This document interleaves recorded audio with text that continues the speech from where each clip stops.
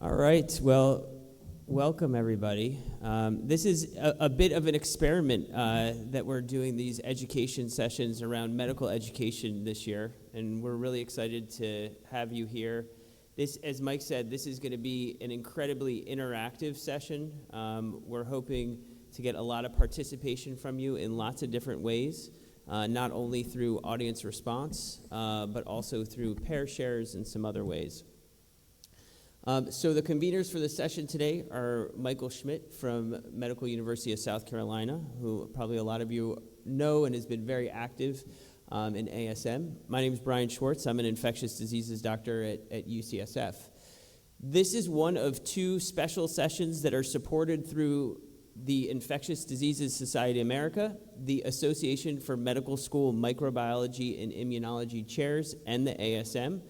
These three groups together are trying to continue to improve and enhance preclinical microbiology education for medical students, and these are some ways we're going to do it. Tomorrow there's a session on big challenges in preclinical medical student microbiology over at 8:15 in the convention center. So this symposium is going to include lots of different outstanding speakers, not me, but lots of other really good ones. I'm going to start off by talking about how to approach integrating technology into teaching as a lead-off. And then we're going to have Rachel Gordon from Columbia talk about how to make learning active through technology, both in the classroom and outside the classroom. Bryn Boslett from UCSF is going to talk about how to flip your classroom and help you make decisions once you know how to decide whether or not you really should.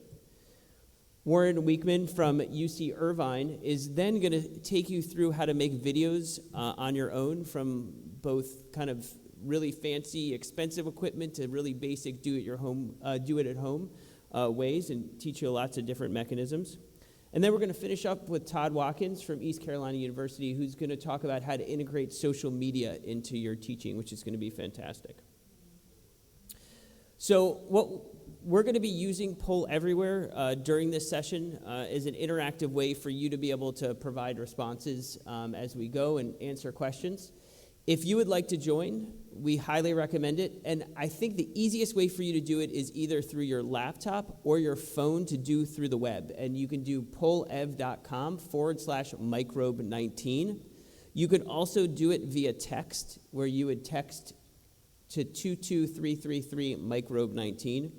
But I would recommend doing it via the web if you can get on. And I can take a second pause. We have plenty of time during this first session if you guys want to tell me that it's working for you. Okay. Great. So once we're on, I'm going to start off by trying to better understand the learners in this room before we start teaching.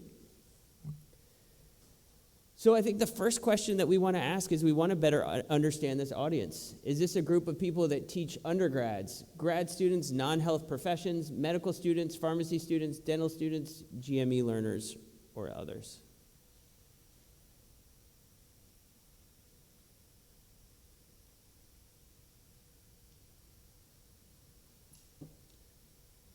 All right, so it looks like a lot of folks are doing med students, but a lot of people are also teaching undergrads. Next question. I use technology in my teaching all the time, sometimes, rarely, or never.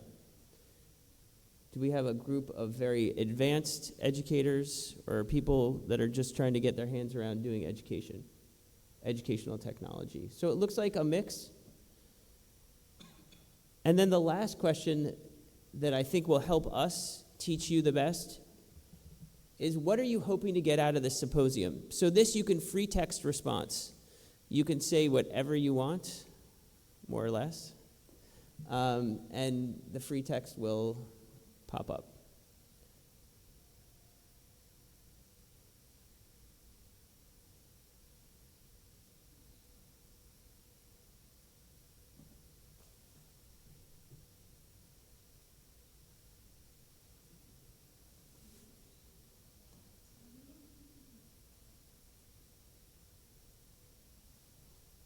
Great. So folks are excited about e-learning in general, the flipped classroom. Looks like kind of active learning, engaging your learners. Some concerns about implementation, which we're definitely going to spend a lot of time addressing. Good, this is super helpful, and I think a lot of these questions that you guys are having, we're going to definitely be addressing today. So I'm going to start off in my session here talking about technology and microbiology infectious diseases education. What's right for me and my learners? As I said, I have no disclosures. I have two very small goals for this group. It's one, that you get a sense of how to evaluate technology's potential to enhance your teaching. And then also at the end, I really want you to try to identify a challenge in your own teaching, whether it's in the clinical setting, it's the small group setting, it's the lecture setting, and think about maybe a technology that you would benefit, that would benefit you and your learners, and then we'll kind of do a short pair share at the end to think about what that might be and what some implementation barriers might exist. So in my mind, there are really two big categories of when you might be thinking about technology integration. One, you've identified a problem in your teaching, which could be your learners are bored, your learners are struggling with a really challenging concept, or you're having some sort of just convenience issue, which we'll talk a little bit more about. And then the other one is like today. You're exposed to a new technology, or you're seeing whatever the new Apple product is that Tim Cook has put out. But how do you really know if that's the right thing that you should be doing? So I'm going to give you an example of each one of these from my own experience, and then we'll kind of go through in a little bit more detail. So I am the course director for the second-year medical student microbiology course. And it's the first course of the second year, and the students have finished their first year. I would say they're kind of spoon-fed material. They have these syllabi they don't really have a textbook. Everything that they need to know is being written down on paper, and they're kind of handed to it at the beginning of the course. And as second years, we've decided that we would rather have them have a number of different resources, and for them to be able to consolidate it on their own, be able to help pick what's best for them. But a lot of them said, there's too many different things you're giving us. We give them a textbook that they should read. We have a syllabus that has learning objectives and some key key things that authors have written, but it's not a textbook. We have a lab manual. We have slide sets. So we have a lot of high visual slide sets. We have different sorts of resources for them to learn microbes. We have small group sessions where they have images and questions that they need to answer ahead of time. And then we link out to a lot of clinical learning. A lot of our educators are clinicians, so in addition to them learning microbiology, we really emphasize teaching clinical infectious diseases. So we're struggling with how can we get these all into one place?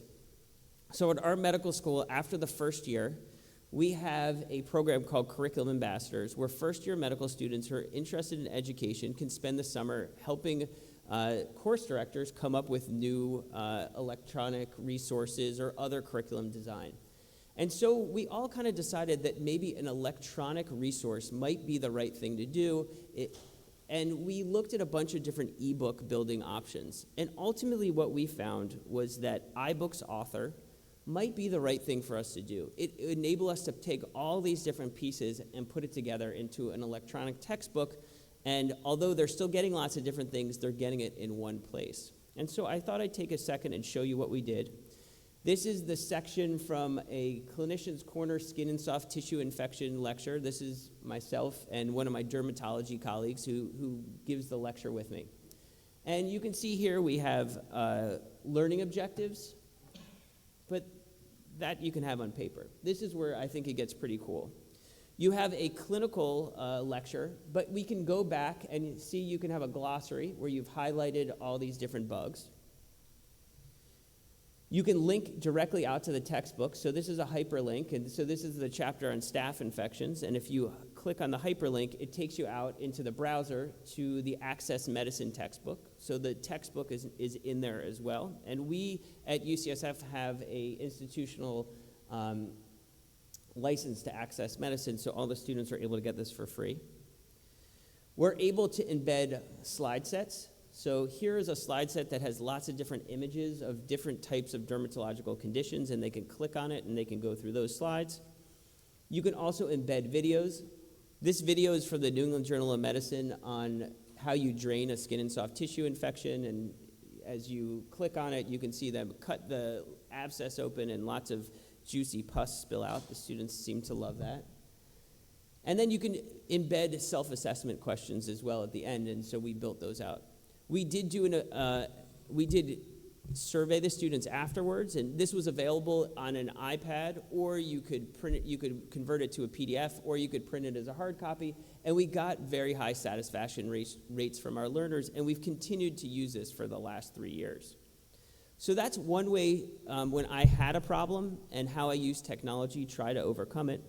But what if you're, like today, exposed to a new technology? And I'm going to give you another example from my own institution. So as a lecturer, I often will come in early, and I'll see whatever the lecturer before me is doing. Sometimes they'll be teaching a first-year course, and then the second years are coming in afterwards. And so one day I came in about a half hour early, and one of my good friends who's a neurologist was giving a lecture, and he's an awesome lecturer, so I decided to go in early and see what he's doing.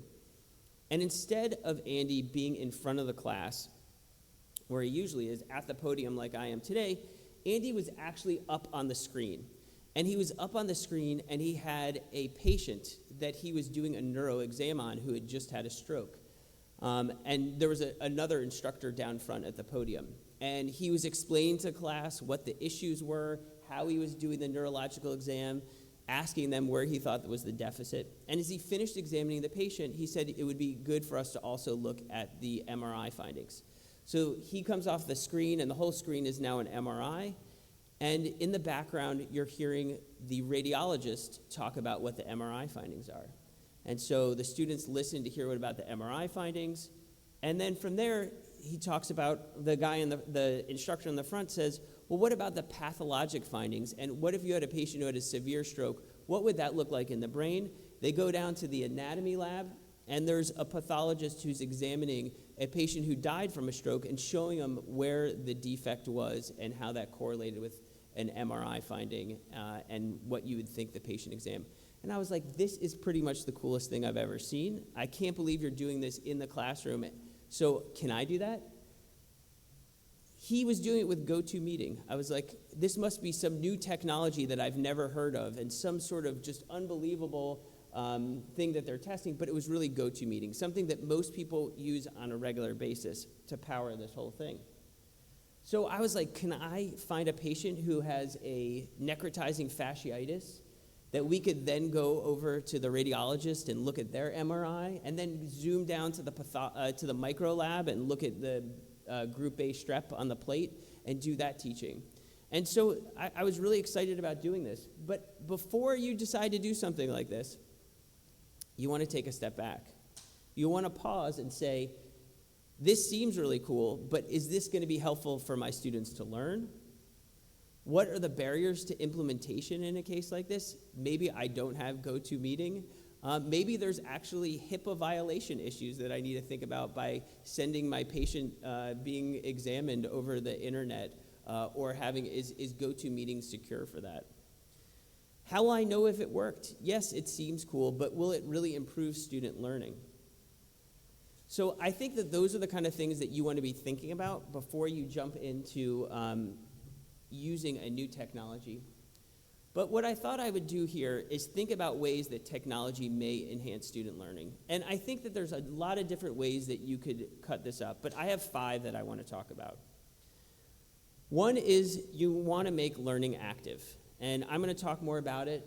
Rachel's going to talk about it in her session. Bryn's going to talk about it. I think everybody's going to talk about the importance of active learning. Feedback. So as students go through and they learn, if you offer them feedback on how they are doing, you're going to make their learning much more effective. Sometimes technology can help you explain a complicated concept in a way that you're just not able to do without it. Technology probably could help you practice a technique that you don't want to be practiced upon by your learners, or you don't want them practicing on your patients. And technology often can help make things more convenient. So probably a lot of people in this room have heard about active learning and the importance of it, but just to take a second and think about the learning pyramid.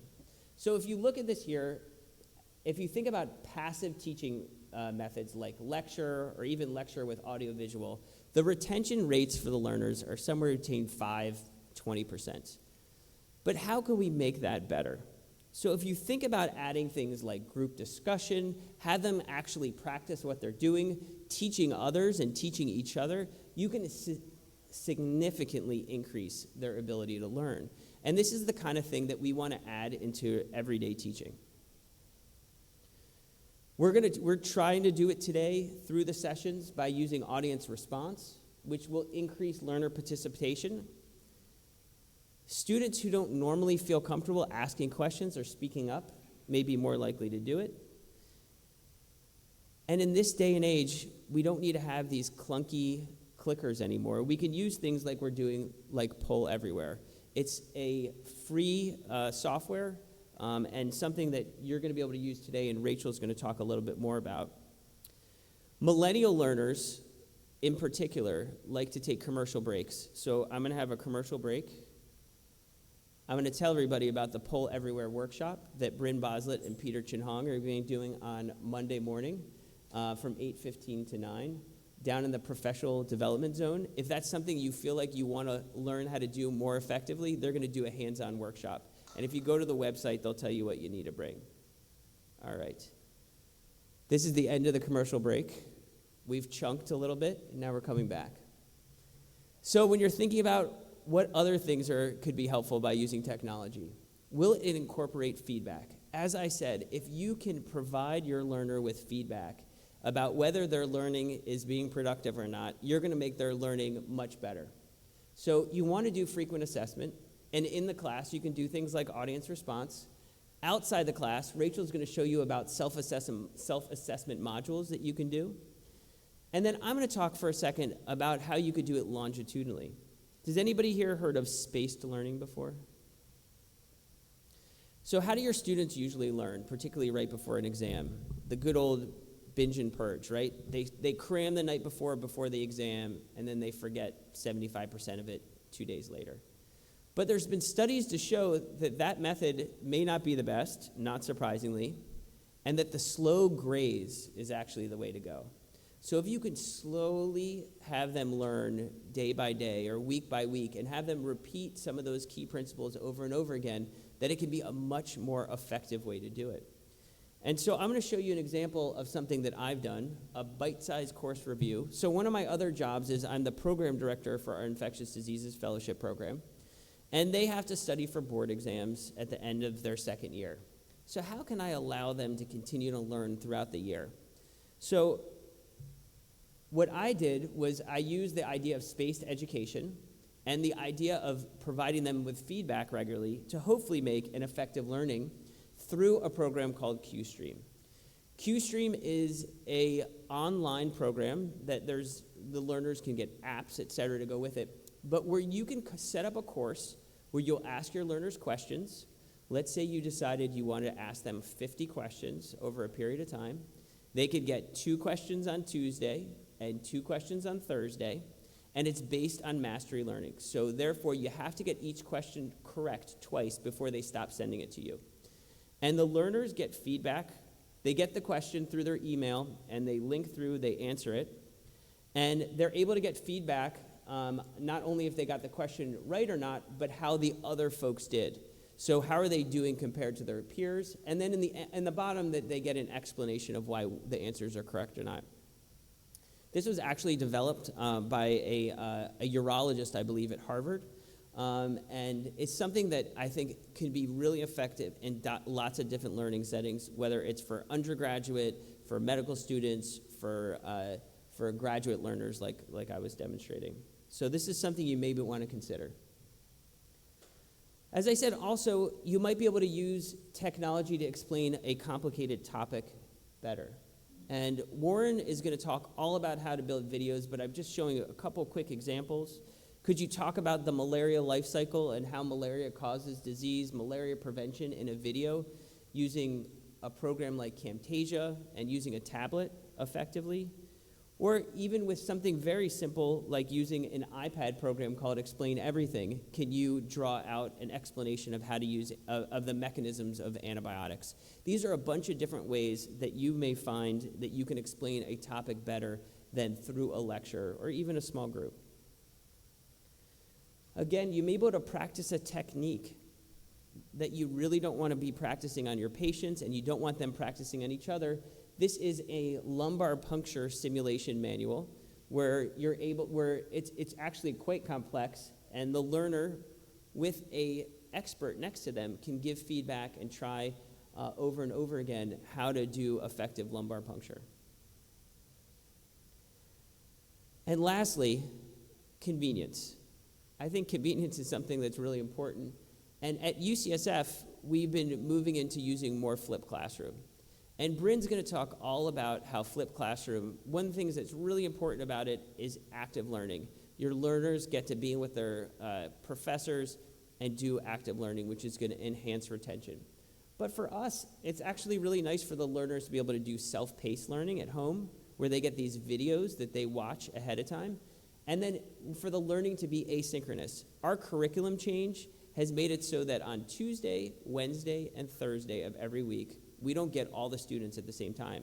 So you couldn't even do lectures anymore. Therefore, different groups of learners can be watching videos at home at different days, and then different groups of learners can come in for small groups in smaller chunks. So for us, this has been a matter of convenience, more so than it is even important for them to get active learning. So when you're ready to think about jumping into education, a new educational technology, one of the most important things I can say is start small, okay? You don't want to flip your entire classroom right away. You want to do pilots. You want to collect data on the knowledge and attitudes of your learners to determine if it's going to be effective. You want to develop an evaluation plan, and then you want to gather data following the intervention to see it was effective. And then share.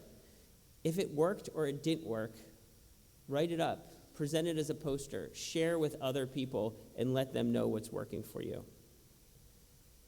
So for the last bit, we're going to try to do something active.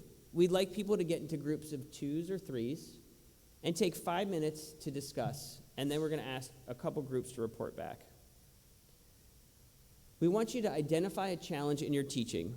Again, it can be in the clinical setting, it can be in the classroom, small group setting, the large group setting. Think about a technology that either you knew about before coming in here, a technology that I talked about today, and think about what couldn't you do without it, how that technology would enhance your learning, and what are some of the barriers to implementation. So we're going to take 5 minutes now. You can maybe just turn to the person sitting next to you and think about an example. And then we'll ask a couple of you to share what your thoughts are.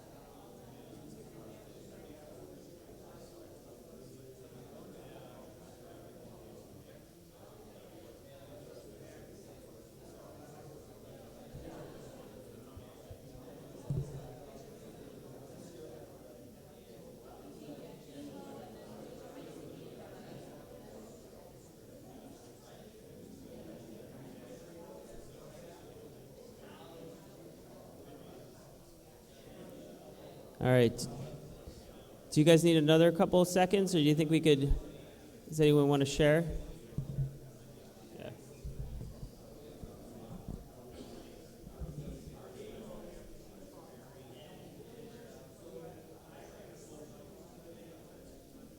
All right. Does anybody want to share something that they found that they feel like would be a technology that would help fix a problem that they're struggling with? I'll come down.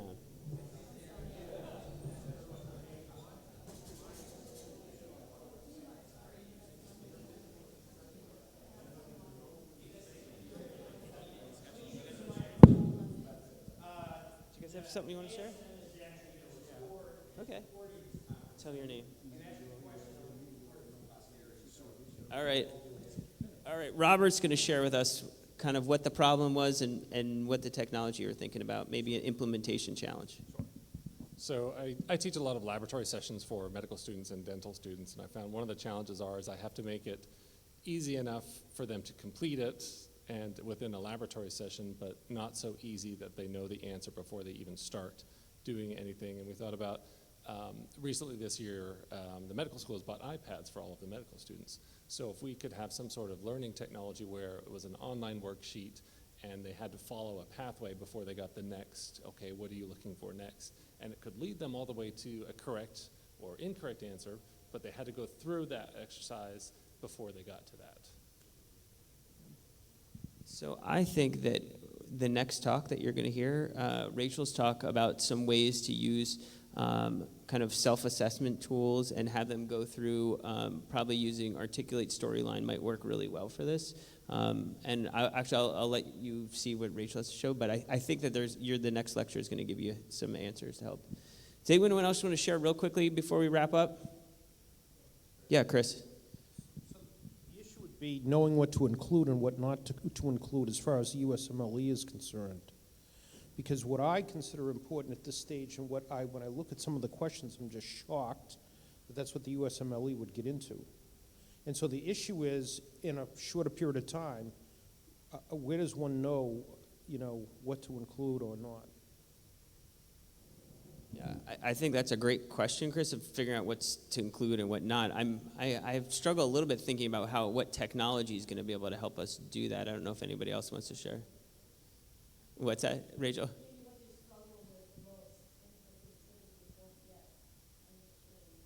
Yeah, so what they struggle with the most is make sure to include. So I'm going to go up front, and we're going to end this session and move on to Rachel, so I'm going to switch mics. Let's give Brian a round of applause.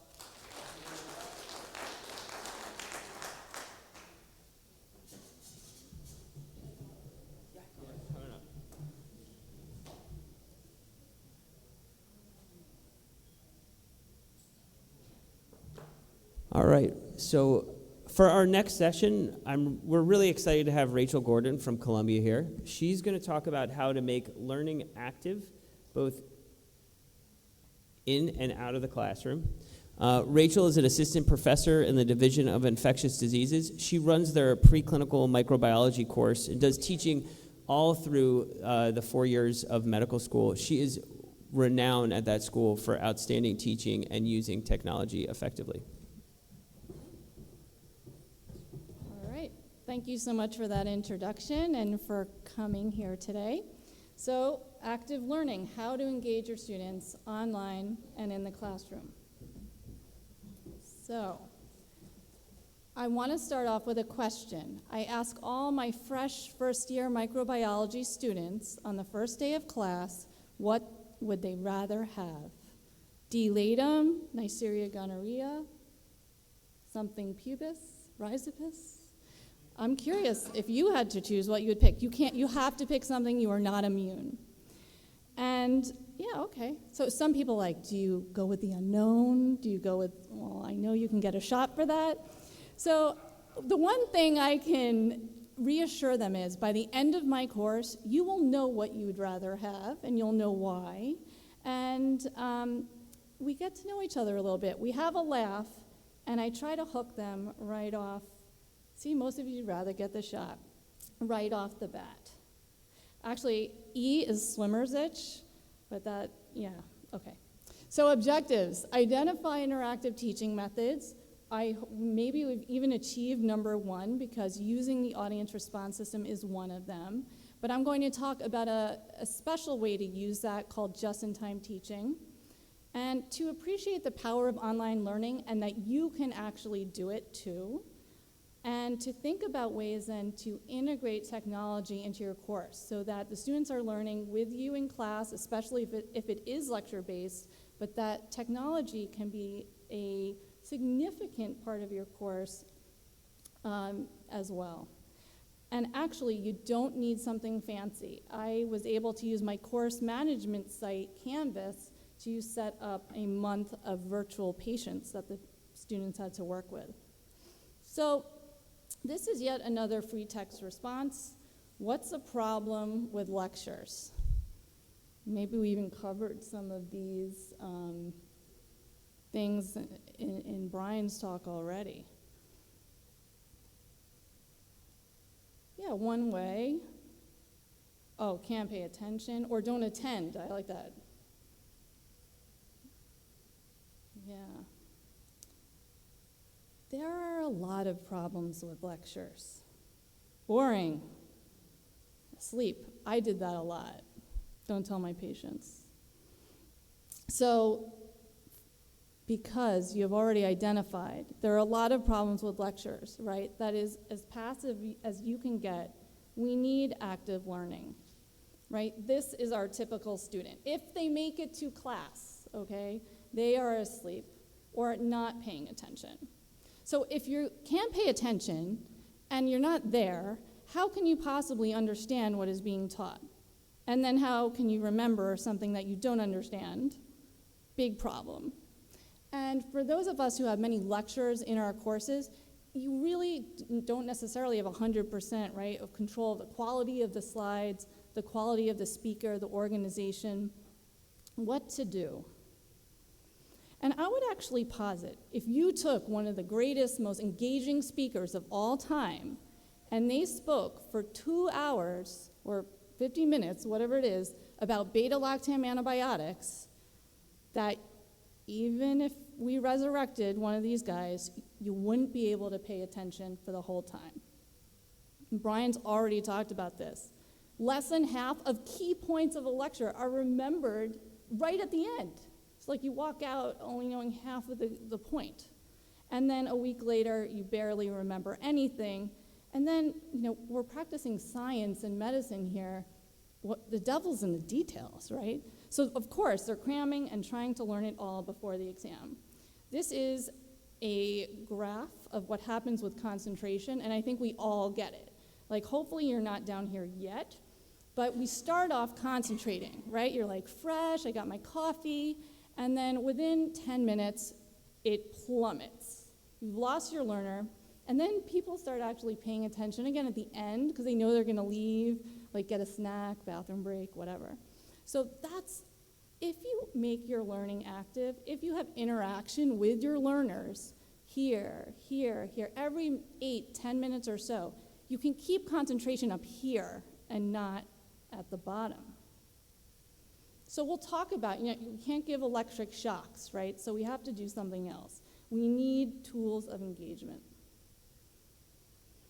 One is teaching by questioning, right? But Brian already said this, we all know that there are few students in class who, they're the ones who answer all the questions. And then the rest just don't participate.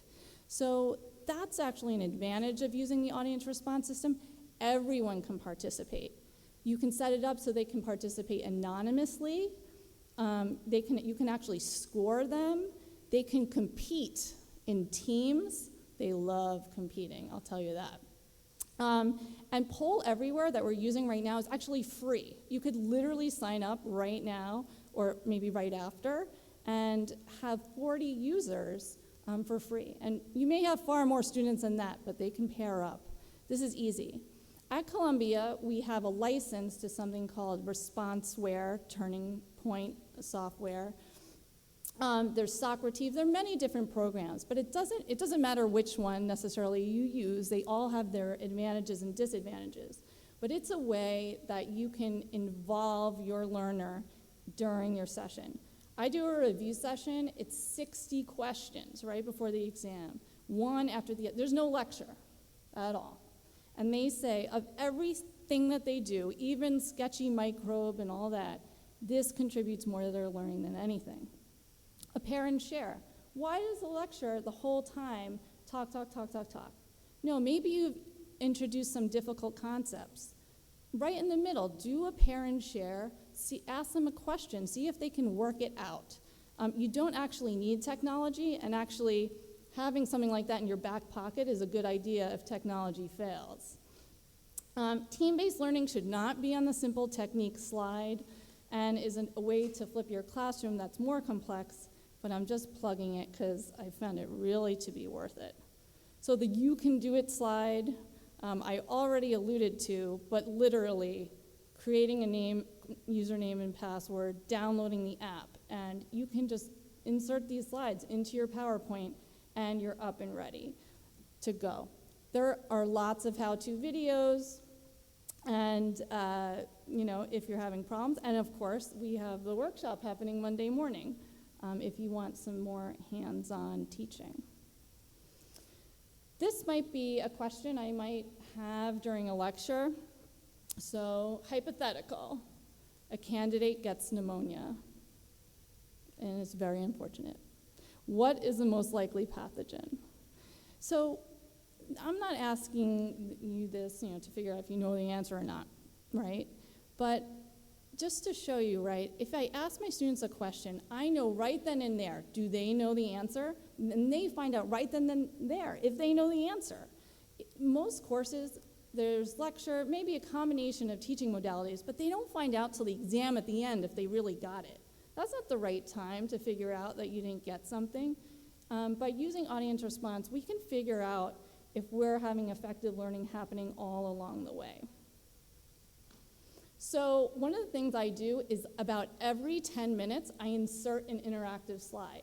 And if I have a lecturer who doesn't like to use technology, I actually just say, send me your questions.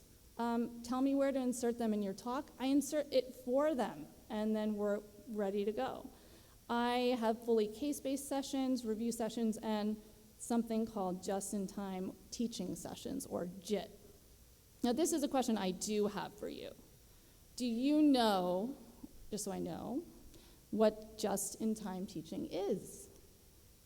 Do you know what it is? See, and you can answer anonymously. You can be like, no, and don't tell me, and I won't know who you are, so it's fine. Okay. But it seems like most of us are a little bit curious, so that's good. So just-in-time teaching is just one of the many ways you can flip your classroom, but it's using the audience response system. It was developed by Eric Mazur to teach physics at Harvard, and I did this after just watching him do it in a video. Lots of things on YouTube there. So what happens is you give an assignment prior to class. We had some videos, then a quiz. Flipped classroom, you need to have accountability that they did the assignment, so they take a really short quiz. And then they have to attend class. Class is mandatory. If you don't attend class, you don't get any credit for the quiz, even if you get 100%. But then we work through cases. And I ask a question. If they all get it wrong, I teach. And if they all get it right, I move on, or I ask a more difficult question. But if it's somewhere in the middle, I say, turn to someone else. If you have to turn around, if you have to get up, find someone who chose a different answer than you, debate, and then I'm going to poll you again. And I actually don't show them the results of the poll, so they're not biased. So I see the results, and I'm like, oh, you have teaching to do. So it's a nice peer teaching exercise. And almost always their ability to get the right answer, the percent goes from here to here. So here's an example. They watch the beta-lactam videos, take a little quiz, and now they're on outpatient pediatrics. And they have some difficult patients. They have sore throats, tender lymph nodes, fever, et cetera, et cetera. Now, the girl also has a runny nose, and the boy has a cough, and they have some ulcerations in their mouth too. And their mother is a microbiology teacher, so you really don't want to mess this up. So this is a question that I asked them.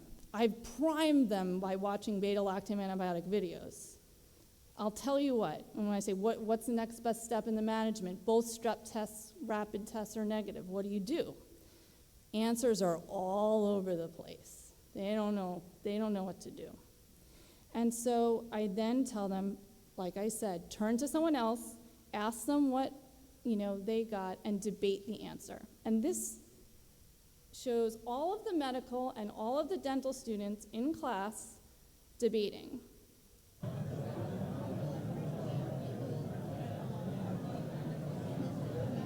Do you see how everyone is engaged? They are talking, they're not on Facebook, they're not on Amazon. They are talking through a question pertaining to microbiology and infectious disease. Every single person there is engaged. Of course, she gets anaphylaxis because she gets amoxicillin anyway, and then gets a post-influenzaal pneumonia because she didn't get the flu shot, gets this, and then I ask the students another question. Now, I've primed them. The reason I put this slide here is to explain about how important it is to ask your questions carefully.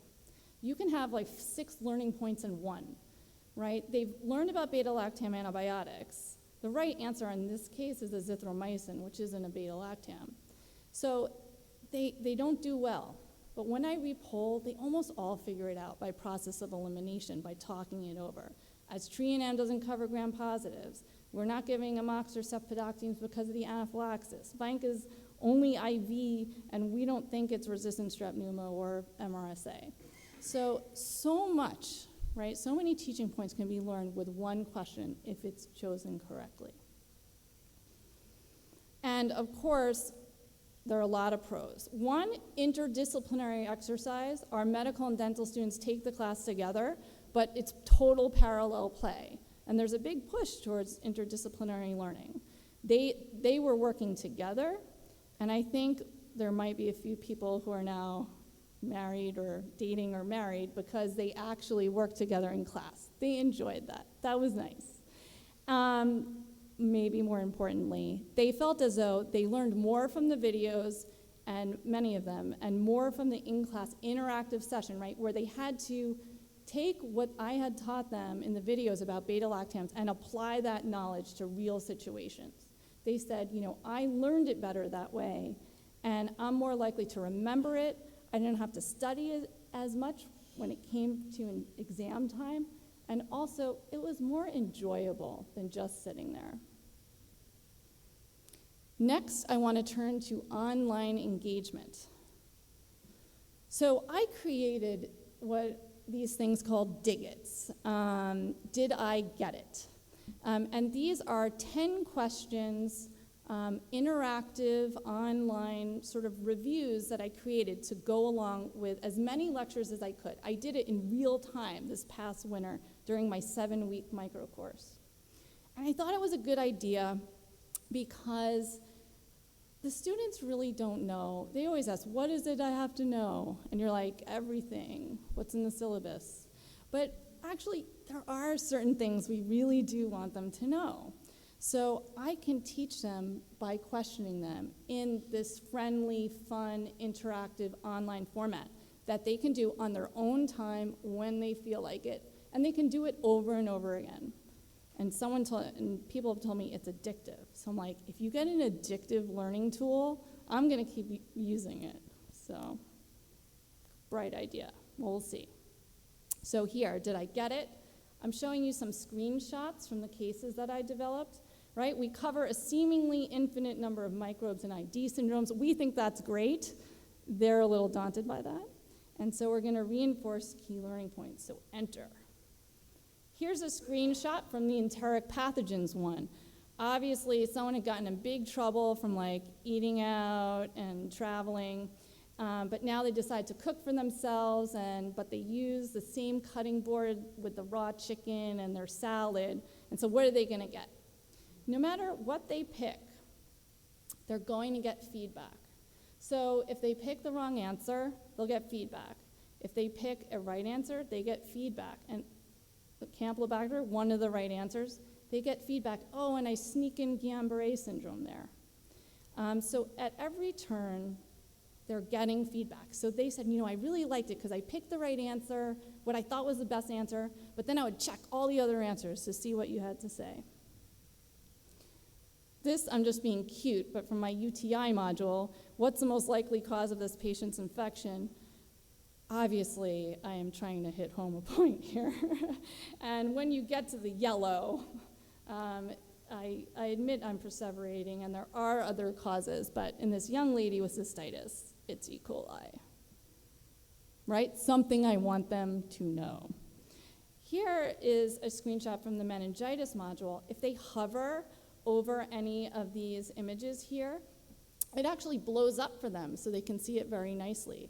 You can put in images, movies, audio of yourself talking, and they really interact with this material. It is not passive at all.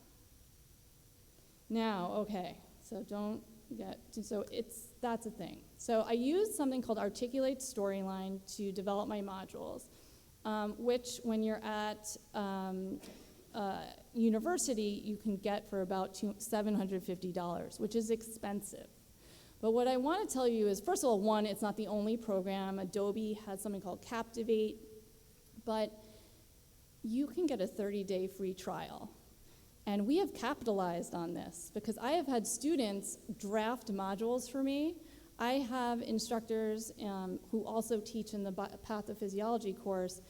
Their section is only a few weeks long. 30 days was all they needed to develop the modules that they wanted.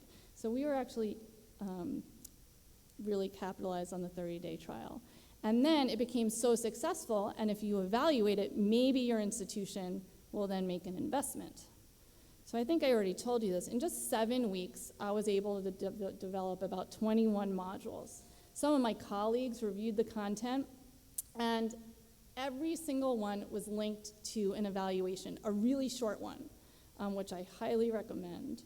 And so I was actually able to read their comments in real time and make corrections. I put this on our coursework site, but also made it available to anyone. And this shows many institutions, I didn't know this until I talked with my technology people, have ed blogs where if you're faculty, you can just get your own page. It was really easy to set up. And I'm able to put all of these practice questions and a lot of my other online material on there. Easy access. Now I said, every single one of my digits was linked to an evaluation. So you get to the last slide, and I see this rate me button down here? It's really small, but I animate it. So it like circles across the sky and goes down. Once I animated it, actually, I got so many more responses. It was incredible. And it was worth the evaluation. I have over 1,000 evaluations that have been submitted, and this is about in a 2-month period. 97% said this was effective or very effective for their learning. We had a nice bell curve for level of difficulty. So if you're wanting to know, have you hit a sweet spot, this is what you're looking for, right? And the time, 94% said about right. Okay, I am sticking with my 10 questions, right? And I'm not going to read you these select comments, but they're just illustrative of I have achieved what I wanted. I was reinforcing key points. It was engaging and helpful. They liked the photos. It was something different.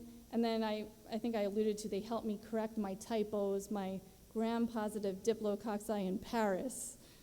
Maybe I was projecting that I needed a vacation. But while I'm using it's probably a typo. I then go in and I just corrected it, and boom, we're done. I use the same software to create something. We have a new education building, so obviously I'm trying to get more money from the administration. So I put the new building on the cover and made Columbia ICE, Interactive Clinical Experiences. Now these are very similar, but I also teach 4th-year students, and I want them to go back to infectious diseases. and I have developed more complicated clinical cases for them. So this is just some screenshots from those interactive cases. They get patient information. They have to predict a CD4 count here. They have to figure out what tests they want to order. I think it's like everything but a CMV PCR, or maybe that, yeah. They all order CMV PCR when they shouldn't, and I just wanted to make sure they knew that I don't want them to do that anymore. And then, here's a question about what do you think will yield the diagnosis? They get instant feedback and even a link to a video on Cryptococcus. Management questions, you name it. And also, this was evaluated as well, and overwhelmingly, the students found it to be effective or very effective. So for my first time using this technology, I was really impressed with the success that I had. Now, around this time last year, I found out that I was going to be teaching a new course, a Ready for Residency course, and I had about 8 weeks to get it set up. Now, we talked about pilots and start small and all that, but I'd already had experience with videos and flipping and some technology, so I decided from the beginning I am going to develop a fully flipped, blended learning course called Ready for Residency.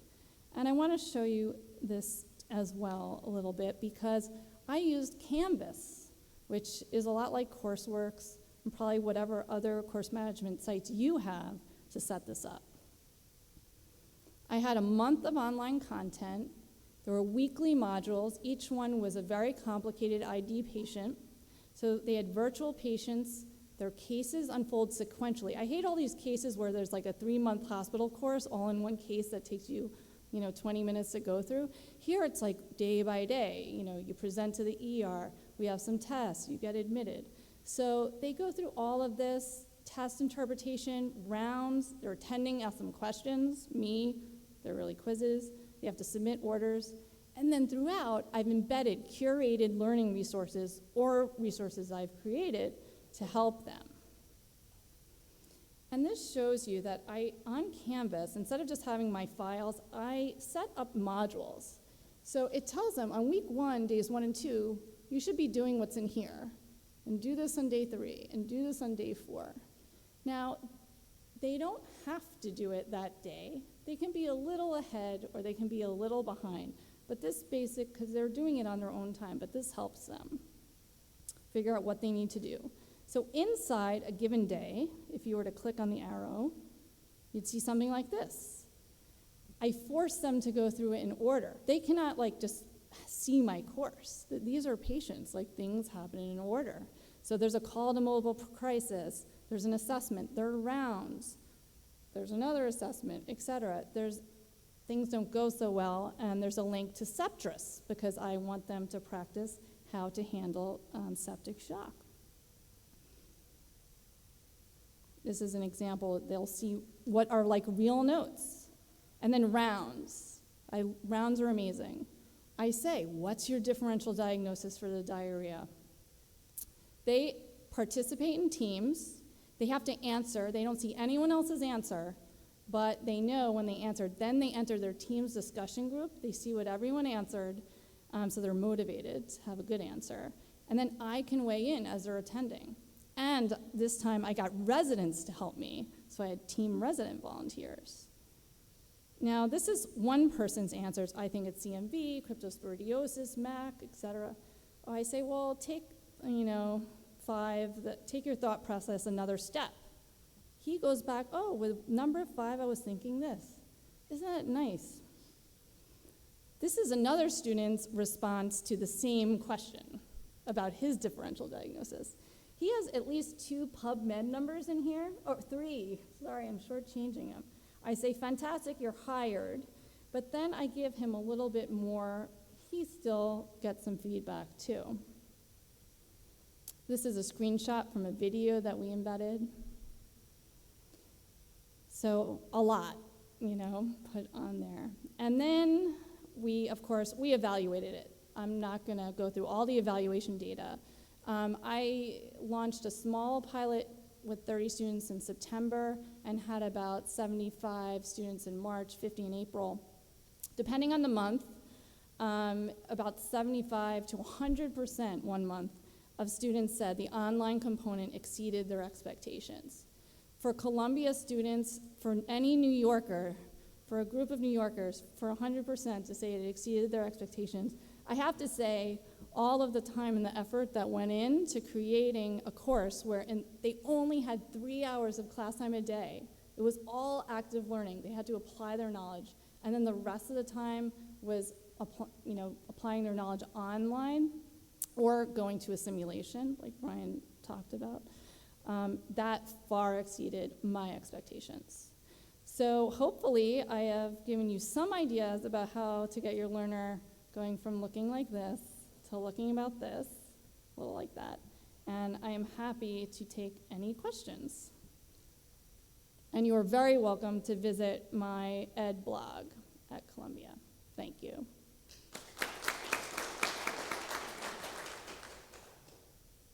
Don't save. Andy?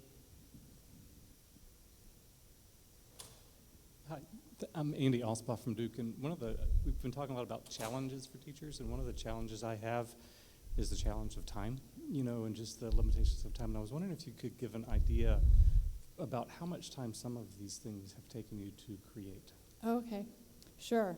To create the month of online content, I required protected time for that, and that took me about a full, including all the testing, 8 weeks of just solid working on that, and only that. That was just an upfront investment. But let's say for the Diggets, what I incorporated into my microbiology course, once I knew how to use the program, I sort of did it extracurricularly. Like at 5 o'clock, I would start working on it, finish it at home, and I could create a module in 2 hours. So yeah, a lot of these really require some time, faculty support up front, but then it really pays off once you know what you're doing. Get much more efficient. I didn't even talk about the videos and how long it took me to make my first video. I'll let you talk about that. Any other questions? No? Oh, okay. Of all the students that took it, how many did you have to go? How many of them did you have to that were not Go along? self-motivated as you would like? Yes, so I would say of the 165 students, there were probably only 6 or 7 students that I had to email and say, hey, I haven't been online in 5 days for this required course. But in the end, it all worked out. With the one person did an independent project. Okay, thank you so much.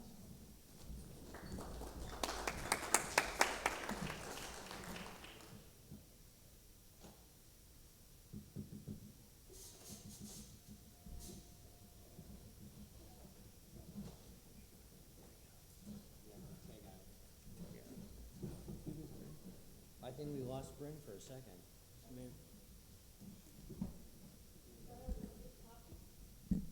She thought you were going to do more questions. So our next speaker is Bryn Boslett. Bryn is, I don't have my cheat sheet, Brian. You took the cheat sheet. I left it at the table. Bryn Boslett is an assistant professor in infectious disease division. She's a colleague of Brian's at the University of California, San Francisco. And she's been intimately involved with something that I learned about at the AMSMIC meeting back this past May that we held in Palm Springs. And she's been intimately involved with the Robert Wood Johnson's initiative to help us all become better instructors for medical education. And so Bryn's going to share with us some of the great things, and I think we just click through the disclosures of which you have none. Right, Brian? It just plays. It just plays. Yeah. And let's see what else. Which is a collaboration. I should mention the Robert Wood Johnson Foundation work is a collaboration between Stanford University, UCSF, University of Washington, University of Michigan, and Duke. And so Bryn's going to share with us, should I flip the microbiology classroom, an overview and practical guide. Thank you, Bryn. Thank you very much for that introduction, and thank you everybody for coming here today and being a part of this educational session. I know it's a really beautiful day out in Boston, so I appreciate everybody coming this afternoon for our session. So no disclosures again. So I'm hoping that you're going to get a couple of things out of this session. First, by the end, I'm hoping you're going to be able to explain the flipped classroom structure and how it works. Hopefully you'll be able to outline a few potential benefits of the flipped classroom, describe some common obstacles in implementation and ways to overcome them. And then finally, I would like for you to develop some ideas on how you might use the flipped classroom in your own educational settings. So I might be biased, but as an infectious diseases physician, I think that microbiology is one of the most exciting and interesting things that we can teach. However, given the vast volume of material that needs to be conveyed and also everybody's very busy schedule, students and faculty members alike, we need to learn to be really efficient with our teaching, but we also want to make our teaching memorable. In that vein, over the past 5 to 10 years, there have been a huge number of online educational forums that have been developed to help us to use technology to enhance our learning. The flipped classroom is one of these new blended learning curriculums through which online content is delivered at home. Students can actually be at home learning, excuse me, 1 second, I just have something in my throat.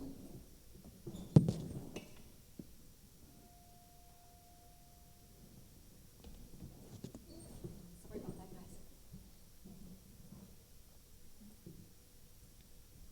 guys. Sorry about that. So students can learn the content that you give them at home with an online platform, and this really frees up faculty time for more interesting things like being in class, doing interactive sessions, really the most high-yield things for your learners. Now, there's a couple of benefits to the flipped classroom. One of them is the fact that it's really learner-paced. If a learner wants to spend 2 hours on a subject that's much harder for them, they can go ahead and do that. However, if a learner is really finding something very easy, they can watch the video on 1.5 time. In this way, student time becomes much more flexible. So for example, in our course at UCSF that Brian and I teach, we have actually the ability now to bring our first and second year students into the hospital instead of waiting till their third and fourth year, which is where they normally got some clinical time.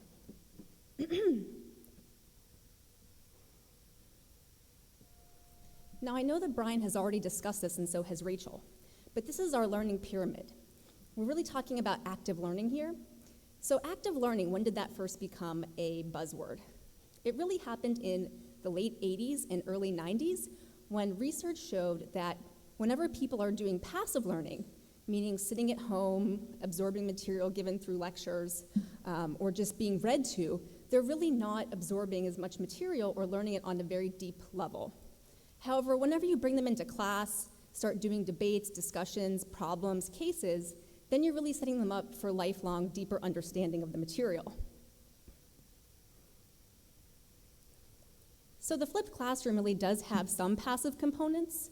There are lectures and videos and assigned readings as part of this, but you can actually make these lectures and videos also interactive by doing quizzes like Rachel just showed us, by having people respond to various cues that you give them, and then whenever they come into class, really your imagination is your guide. You can do a lot of different active learning activities with them, including question and answer sessions, there's problem sets.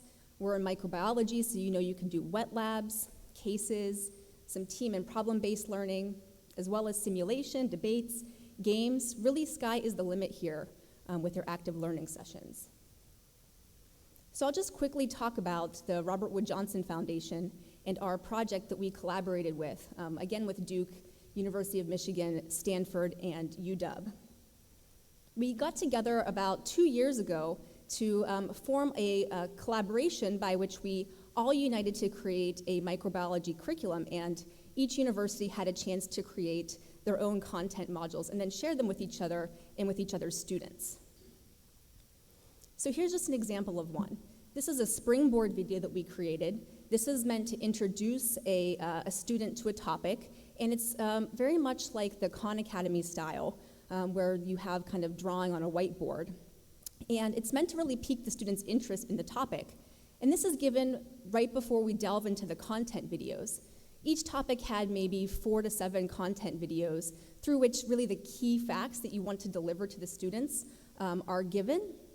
Each video is about 7 to 10 minutes long, and this is really kind of the meat of the material.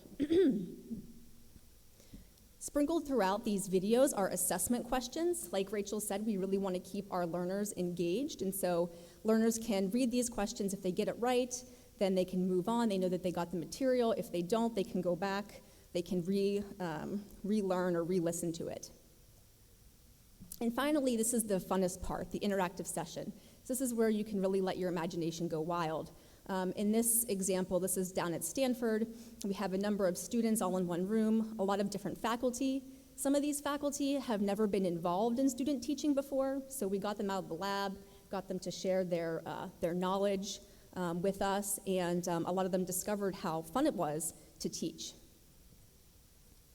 So by now, you've seen a couple of different lectures on various modalities that you can use, and you might be wondering, does this really work? I want to see some data. So here's just one example that I found really interesting that was published in Science in 2011. So the study looked at 2 sections of an undergraduate introductory physics class. And a comparison was made during week 12 of the course. So these are 2 different identical courses taught by the same instructors. They had been given the same material, done similarly on the exams, all the way through week 12 of the course. Then on week 12, one of the sections was given an active learning, interactive learning session based on material that they were given a week in advance. And the other class just went on having, their usual traditional lecture based technique on that same material. Afterwards, the professors offered them a 12-question volunteer exam. I think it counted towards 2% of their grade if they took it. And here were the results. So the dark bars show the performance, basically how many questions they got right for the experimental flipped classroom group in the dark bars, and then for the control group in the light gray bars. So you can see the active learning flipped classroom group did way better on this test than the control group. Now, you might be wondering, was this because, the instructors taught better towards the test in the active learning session versus the lecture or something else? But what I did notice from the paper is that whenever they introduced the flipped classroom in the experimental group, class attendance increased by 25%. So all of a sudden, people who weren't interested in coming to class anymore wanted to be involved, and perhaps that's why they did better. So we did a similar comparison whenever we did our flipped classroom pilot at UCSF. We actually flipped 3 different modules, Hellman's section, protozoa, and respiratory viruses during our first year of trying the flipped classroom. And we looked at the final exam results between 2013, which is an all-lecture year, and 2014, which we introduced those 3 flipped modules. And we actually found identical, pretty similar test results. However, students loved using the flipped classroom, so that was worth something. If you're a data person, you might want to know how else this is being used or in what other settings it's being used.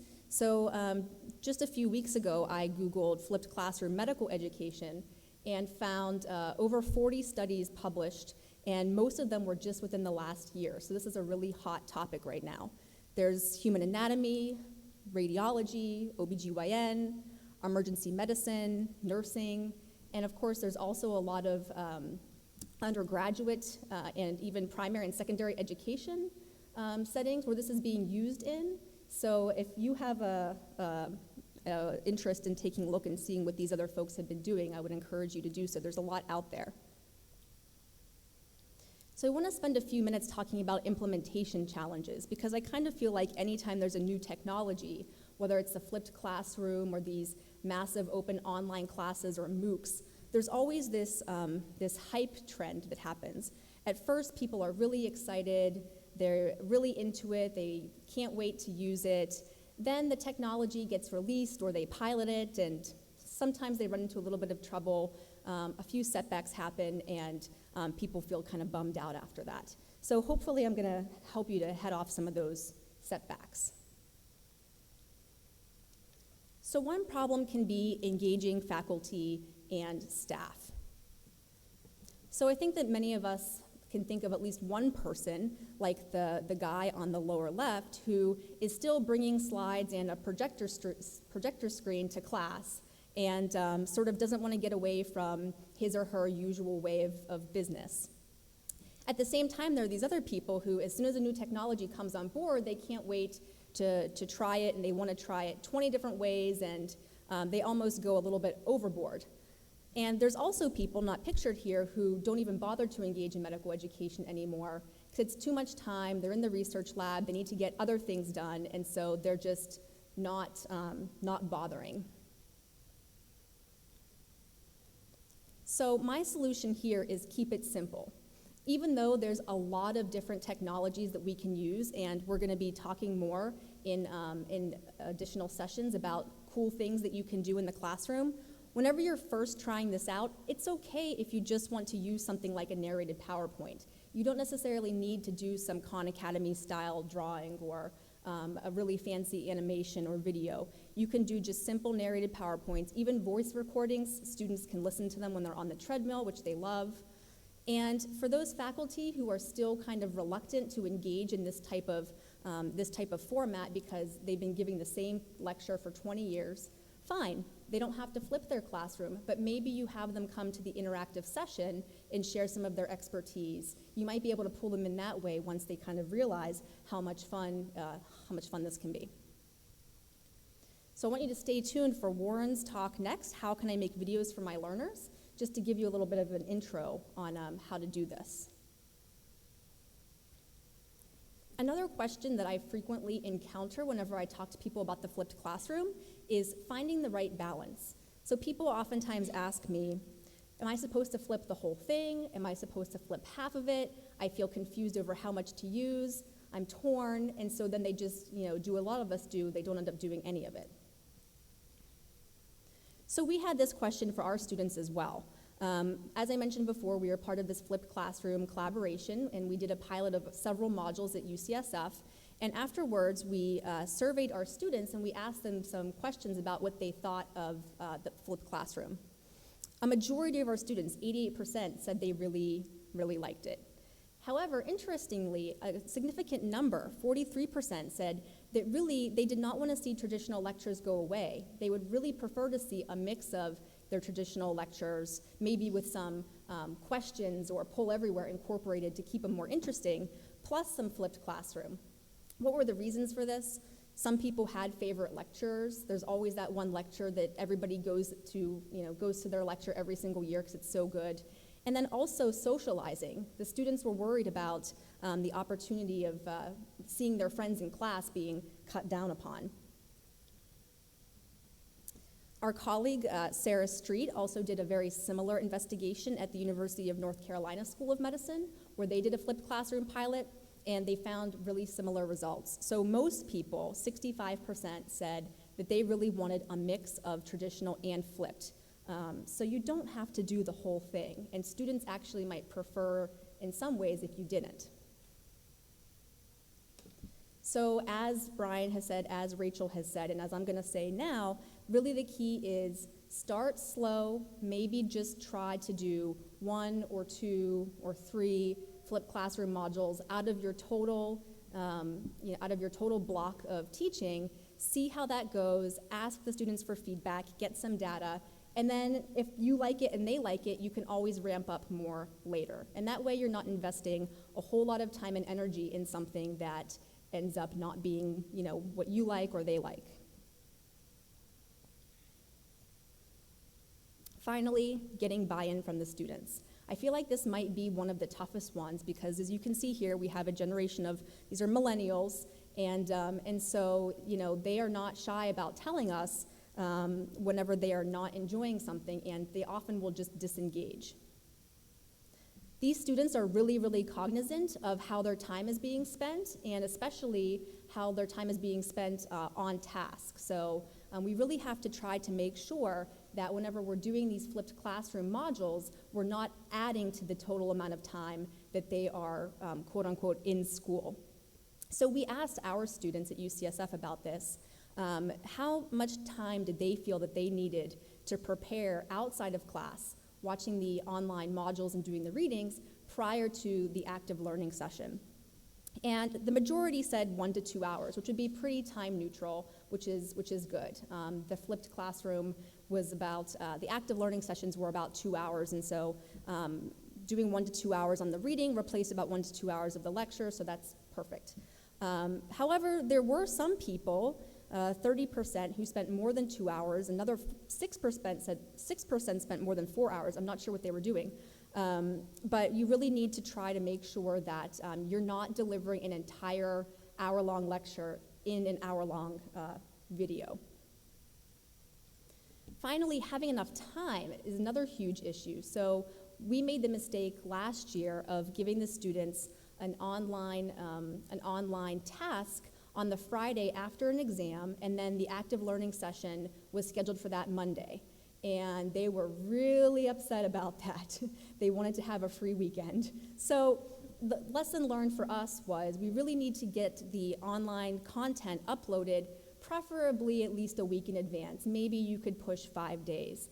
Because the students really want to have the time and flexibility to sort of watch these things at their own pace. That's one of the key benefits of the flipped classroom, is that it can be learner-paced, and so you want to give them that key benefit by releasing the videos in a very timely manner.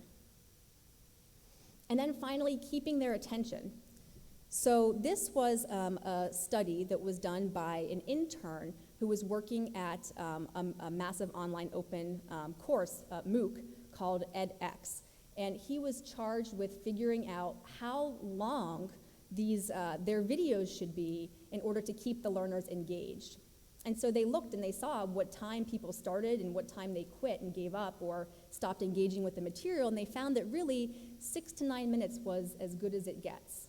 So after that, people started to get bored, they couldn't pay attention anymore, etc. So we want to keep that in mind for whenever you're developing your content videos. So just to summarize, try to make the flipped classroom online content time neutral. You don't need to recreate your full lecture that you would have given as an online video. You want to just give people key points, because remember, they're going to come to class and they're going to participate in the active learning session, so you're going to have an opportunity at that point to reinforce and to share additional information. Give the materials far in advance and make sure to limit the video length, ideally to, I would say 15 minutes or less is kind of my max. Okay, so I wanted to flip this session a little bit. So similar to what Brian did, I'd like you to, again, break into groups of 2 or 3 if possible. Discuss amongst yourselves a couple of questions. So do you think there's opportunities to use flipped classroom in your teaching? Are there any topics, areas you feel cannot be flipped? And if so, why is that? And what are some potential barriers for you? So we'll spend 5 minutes, and then we can have a few groups report back.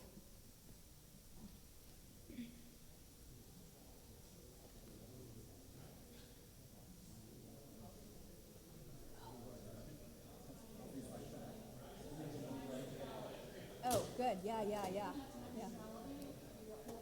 Yeah, exactly. So exactly. I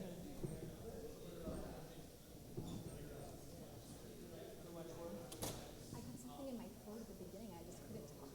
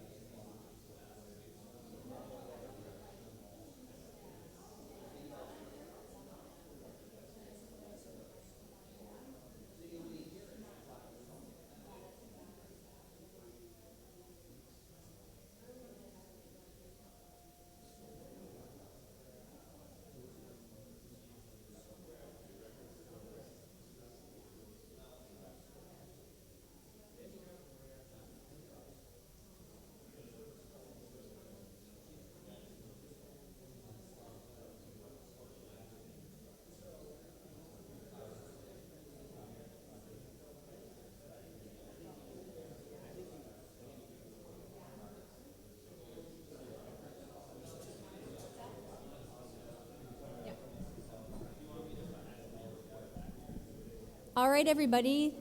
All right, thank you so much for getting together into your groups. Thank you so much for getting into your groups. And now we'd love to hear some answers or some questions that you thought of or that came up whenever you were discussing. Anybody want to share what they've discussed or questions that came up or possible barriers?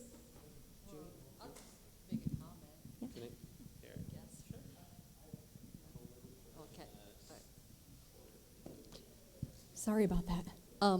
No, I was just going to say I have a flipped classroom for biology, and it's a partially flipped, and I do my lectures that you were talking about, like the 6 to 9 minutes, which one I just feel like that's really sad that people can't concentrate longer than 9 minutes, and I don't know how we did it because we didn't have any of the technology, but not that I don't believe it.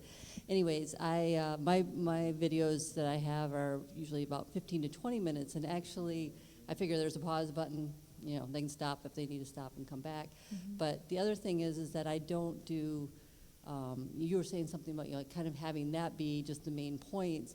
I actually do it the opposite. I make that much more involved because in the classroom I don't have time to go into the detail, so that they can go back and watch it over and over if they want to and get a lot more detail on I do the harder stuff in that format, and then in the classroom I'll do active learning on that harder stuff too and do some lecture. But so that was just a comment on that. Yeah, I think one of the ways that we've dealt with wanting to kind of give more detail in the kind of like the out of class online is just to create more videos. So instead of having 2, 15 or 20-minute videos, we might make 4 more sort of bite-sized chunks. And for some reason, our students find it a little bit more palatable to like push play and actually start watching a video whenever they see that it's going to be 7 minutes of their time rather than 20 minutes of their time. It just incentivizes them to go for it. But I think that breaking it up in that way is also totally, great. Anybody else?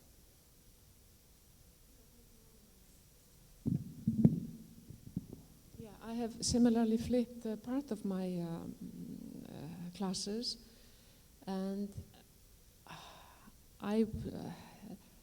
probably what happens to many of us who start doing flipped classroom, I wasn't quite sure what to do in class.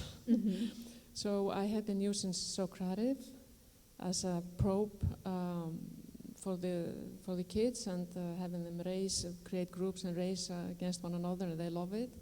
But I feel that that's a little bit maybe limiting. I should be doing more diversity. So you already gave some suggestions, but if I want to start with more diversity and not only, have them answer questions on the screen, what would you suggest that I start with? Yeah. What would be the priority order? And what do you teach? What class do you teach? Medical microbiology to medical students. Microbiology to medical students. Yeah. Okay. So I think that like Rachel said, getting the students involved in questions is, I think, one of their favorite things. So I think that it is perfectly appropriate to use that in a lot of the interactive sessions, in all of the interactive sessions, ways that you can diversify. One thing that we do is we give students a longitudinal case. So they get the case at the beginning, they work through it during the 1.5 hour time. They get together in small groups and they work on it. And sprinkled throughout the actual case will be pause points where they answer questions.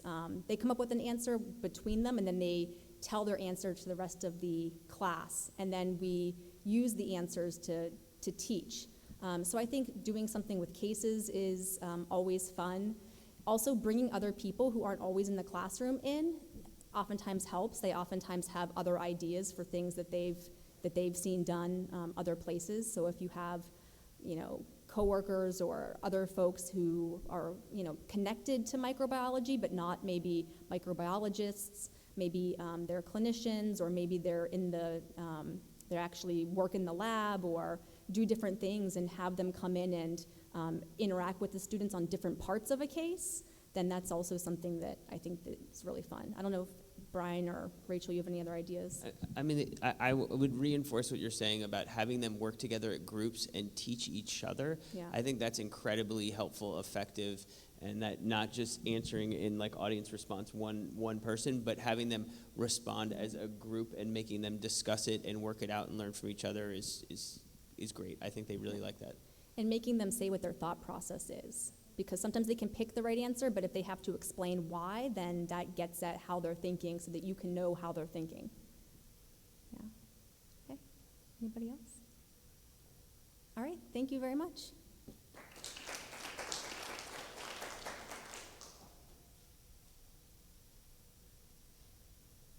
Okay, so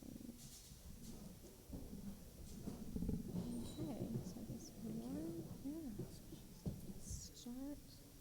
I'm going to start you off there. All right, thank you, Bryn. For our next speaker, we have Warren Weekman. He's the Associate Dean of Clinical Science Education and Educational Technology at the University of California, Irvine. I've seen Warren speak on many occasions and on many different medical education technology-related topics.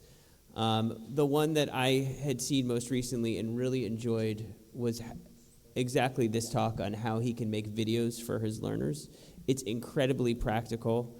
I've also been noticing as the meeting's going on in the last hour, Warren's been curating a lot of really good nuggets on Twitter, and if you follow Warren, you may consider doing that. All right, thank you, everybody. So I'm from UC Irvine. I have no disclosures. I'm Associate Dean of Educational Technology as well as Clinical Science Education as of recently. So we're going to actually go through kind of the mechanics of making a lot of this content, and we're going to talk about making videos for learners and how this is sort of done. So a couple questions here really quick just to get a lay of the land for those of you that are lecturers. What kind of lecturer are you?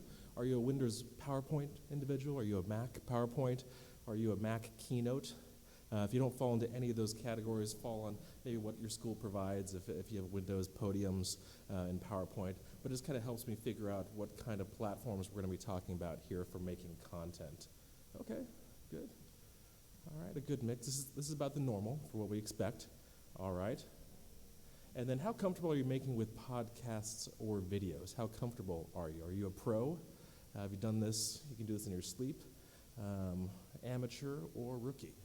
Gives you a rough idea of what we're going to work with today as we talk about this. All right.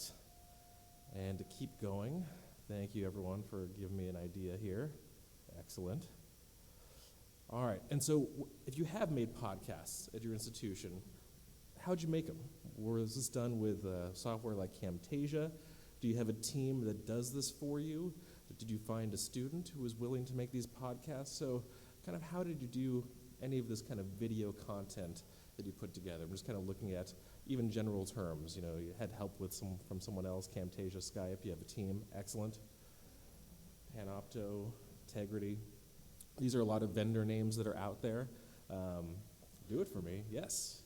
Students are an invaluable resource. It's good for their education to learn how to be an educator, so you can always encourage them to assist in making content for you. All right, Echo 360, Camtasia. And then finally, for those of you who actually made content or actually thought about making content, what is that barrier that says, I'd love to make this into a podcast, but ... So if there's anything in there, yeah, time. That's a big one. And we could talk about how long it takes to make a podcast and time. We can stop there, time and curation. Yeah, these are perfect. So you guys are all kind of at the expected level of readiness for podcasting. OCD, yes. Yes, I've done these slides like 15 times in a row just to make them perfect, and I'm still not happy. So, all right. So let's talk about just some basic terminology. Today we're going to talk about podcasts. Now, traditionally, podcasts are audio files. You know, kind of a program or music made in digital format for automatic download over the internet, mostly audio. There's video podcasts, which are referred to oftentimes as vodcasts, but we're going to call them both today for the sake of simplicity, just podcasts. So podcast today is going to mean video and audio. So anything that you make that's going to go out there online is going to be what we're going to call a podcast for today, just to make it a little bit easy.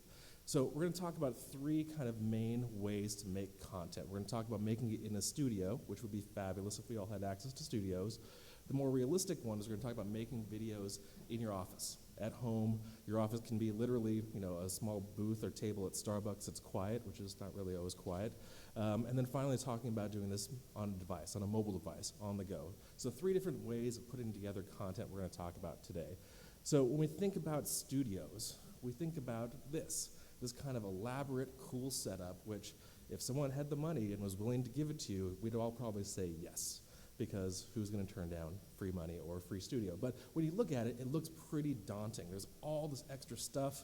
You don't even know what it does, but it makes really cool videos, right? But realistically, if you wanted to make a studio, all you really need is about a 10 by 10 space. At UC Irvine, we took an old file room, converted it into a studio, which sounds very impressive, but it really is a 10 by 10 file room. And just a couple key pieces of equipment. Now, I'm going to put the prices up there because when you see all the other stuff, it seems very expensive, but a studio can be pretty cheap when you think about it. So you need some good lights, some good high-quality lights that are LED lights. Usually these are around $260 for a pair of lights, which is not terrible when you think about it. So there's two sets of lights up there. You want some sort of background. You can have just a single color background. Oftentimes they sell these kind of green screen pop-up backgrounds, and we'll talk about green screens in a second. Or just some like a nice, curtain from Bed Bath & Beyond will work as well. And then you're going to need some sort of audio setup. So a good set of microphones, preferably the wireless clip-on microphones that many of you might have actually at your podiums when you present. Having that in the studio for clear audio is key. And then you can get very fancy. You can get like a very high-end quality video camera. You can get what we were fortunate to get our hands on, a used teleprompter, which makes it actually look like a real teleprompter, so you can look right at the words, right at your slides, and maintain good eye contact with the camera. But we're going to talk about ways to even cut that cost down from $1,800. So probably, for the most part, for less than $1,000, you could have the equipment needed for a studio if you have the space. So these are 2 examples of videos that we've shot in our studio. So the top one is actually using a green screen. So what a green screen does is it takes out the background and allows your lecturer to sort of be in front of anything. This is kind of the classic weatherman scenario where you stand in front of something, you put a different background behind them, and you could put a lot of different animations. So in this one, we used a green screen, and we used Keynote or PowerPoint to make these little animations that were kind of cutesy animations, but this was designed for patient education. So we did that in the studio. The other example is just pretty much a patient interview. So this was a student who put together a project on motivational interviewing. And again, when you have a camera and a good background and good lights and good audio, you can have a pretty high quality looking video that's shot by students, okay?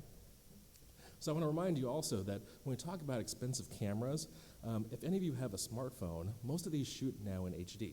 They shoot in 1080, they shoot in very high quality. Some of the new devices out there even shoot in 4K, which for me, I don't look good in real life. I don't need to look good in 4K. So the key thing is that even your iPad, you can buy a mount for $70, one of your extra iPads that you might have if your institution bought a lot of them.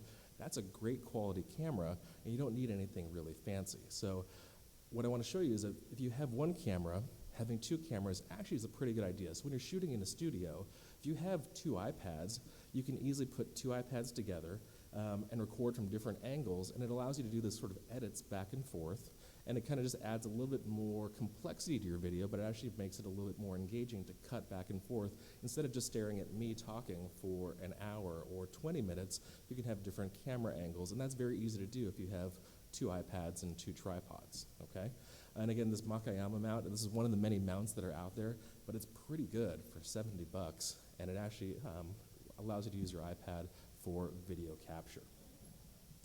So this is just an example of, this is an individual named Z-Dog. He makes a lot of videos on the web. I'm just going to show this in the background. This is his home studio.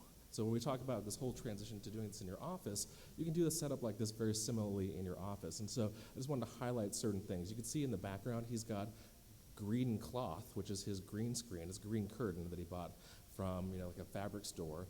He has one camera set up on the side. He has a small GoPro at the bottom there, and he's using different camera angles. So yes, after he does the recording, he has to cut them back and forth, but it kind of gives a little bit more action to the video, so to speak, instead of just having your face staring at the screen for a couple hours or 10, 15 minutes. It kind of makes it go back and forth. So again, it's a little bit more interesting to watch because of those what we call cuts or fast edits. And again, this is sort of a home studio type setup. But realistically, to make all this happen, you need some software, right? And so there's a wide variety of ranges of software that's out there, starting on the left side being very simple, to the right side being more complex. And so if you're just starting in this space, if you're a Mac or Windows person, I'd say hang out in the iMovie, which comes with your device, or Adobe Premiere Elements area. And that's really the basic part of what you need to do. And realistically, the only real editing you ever have to do is maybe just learning how to trim the edges off your video. So maybe when you hit record, you weren't quite ready, and then you kind of mess up and you do another take. If you just learn how to say, just think about a film strip, cut the edges off where you get off the screen or turn off the camera, then you have a nice quality video. And that's really the basics what you have to know. Now you can get very higher end with Final Cut Pro and Adobe Premiere, and that's where you can start doing things like more advanced green screen techniques, multiple different camera inputs, all those other different things. But realistically, you could stick around in the first two areas and be perfectly fine and make tons of great videos, okay? So when we talk about content production, the majority of you are going to be working in your office or from your device. And office I use very loosely to mean pretty much just your laptop. You could do a lot of this content production. And so we're going to talk about screencasting, Khan Academy, whiteboard style videos, and a service called Video Scribe. So when we talk about screencasting, so screencasting is a generic term for recording everything on your screen. So if you can imagine, if you're running through your lecture to practice beforehand, you're going to turn on PowerPoint, you're going to hit play, you're going to walk through your presentation as if you were presenting, but you're probably in your home, your hotel room, your office, and you're running through the presentation. Now you take that and record the audio. So just again, imagine doing a dry run in your office of your computer screen, running your slides, plus some audio. That's a screencast, right? And that actually is a podcast that you can then take and export and send out to your students. And so we're going to talk about that. So the two kind of most ideal softwares to use for this, both on the Mac and Windows side, are going to be Camtasia, which works on both Windows and Mac, or ScreenFlow, which is a Mac one. They're both almost identical. I think they have different names for certain functions. One is called like split clips, and the other one's called cut clips. So they have little minor differences, maybe a different color scheme, but functionally, these are the exact same two apps. Now the nice part is it's $100, which is maybe a little bit of a barrier for you to try on your own. They each have a 14-day trial, which is a full feature trial. And so the next time you want to try this, sign up for the free trial. You have 2 weeks to play around with it and see if it works. The other thing I recommend too is if any of you have like a computer at a podium, either at your institution or a loaner laptop you use for presentations, just buy one version of the software, have the school reimburse you for the $100, and put it on that one shared device instead of your personal device. That way you can always check out the laptop, bring it home, or borrow it, or take it to someone else. That way you're not sort of personally responsible for having the software in case you don't like it. That way it can be kind of a shared bit of software for everyone to play around with. So Camtasia or ScreenFlow. So the other thing you're going to need is we talked about audio, right? So we talked about the software to record the slides. We need some good audio. So you can plug a microphone right into your laptop, and the ranges, of course, vary. But realistically, any sort of USB microphone is going to make a really good quality recording. I started out using the Blue Snowball. It's $50. And now we're sort of in the range of the Yeti Spark. So Blue is a company that we work with. We used a lot of their products, and they make great quality microphones. Now, the one on the far right, I put that one up there because I usually, when I talk and lecture, I can't stand still. So for me, this is a little bit of a challenge. I like to wander. And so if you're the kind of person that when you practice your lecture, you like to wander a little bit, but it's hard to stand in front of a microphone, it's pretty much a clip-on microphone that connects wirelessly to that little base in the bottom. And then that becomes sort of like your USB lavalier mic. So you can be in your office, stand up, walk around, and your recorder, your microphone is just clipped to your shirt pocket or wherever. And so the other option that I've given other faculty is if you go back to that podium model where, say, your podium in your classroom has one of these screen capture softwares, then that way you can give the presenter, a second microphone to record their lecture, and they can wander around and not have to be tethered to a podium, okay? So here's just an example. I don't have the audio on here. Well, you sort of get the idea. But this is an example of pretty much a screencast, a podcast, which is slides plus my audio overlay. And so what the learner is going to see is pretty much your PowerPoint presentation. They're going to hear your audio as it comes through. I just muted it because we can't really hear through here. But it's a 2-minute video, and I made just kind of walking people through the introduction of how to use Twitter. So again, very simple. It looks just like if you're giving a presentation, except you're not physically there, they can hear your voice. So to kick it up a notch, if you've learned this sort of basic level of podcasting, you can then maybe throw some video in there, okay? And so this is sort of that like tier 2 or next level type podcast. So your slides plus audio plus a little bit of video can actually go a long way. And so when we talk about video, this is an example using Camtasia. So this is Dr. Chris Fox, he's my mentor, and he's doing a podcast on ocular ultrasound. And so this is just the camera built into his laptop that's also recording him.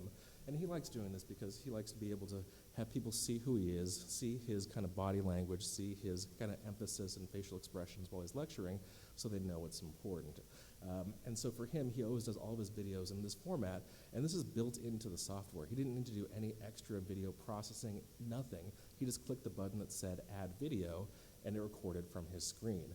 And so he can move around that little window. And so what he does now for a lot of his videos that he makes is in the bottom right-hand corner of his slides, he leaves them intentionally blank, knowing that his picture is going to go down there the whole time.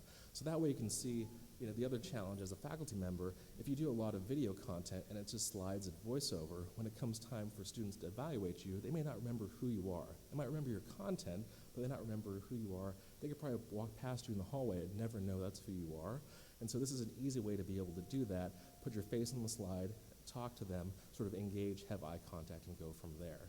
And again, you can kind of move that video around anywhere you want to, but it's kind of built into the program, and it's very simple to do. Okay, so that was screencast. So how are we doing on time? I've got a few minutes here. Screencasting is very, very simple. I'm just going to show it takes like really 2 minutes to learn how to do it, and I want to walk you through that process. So again, I'm on a Mac. It looks almost identical in Windows, but there's a program, so I'm going to use a screen flow.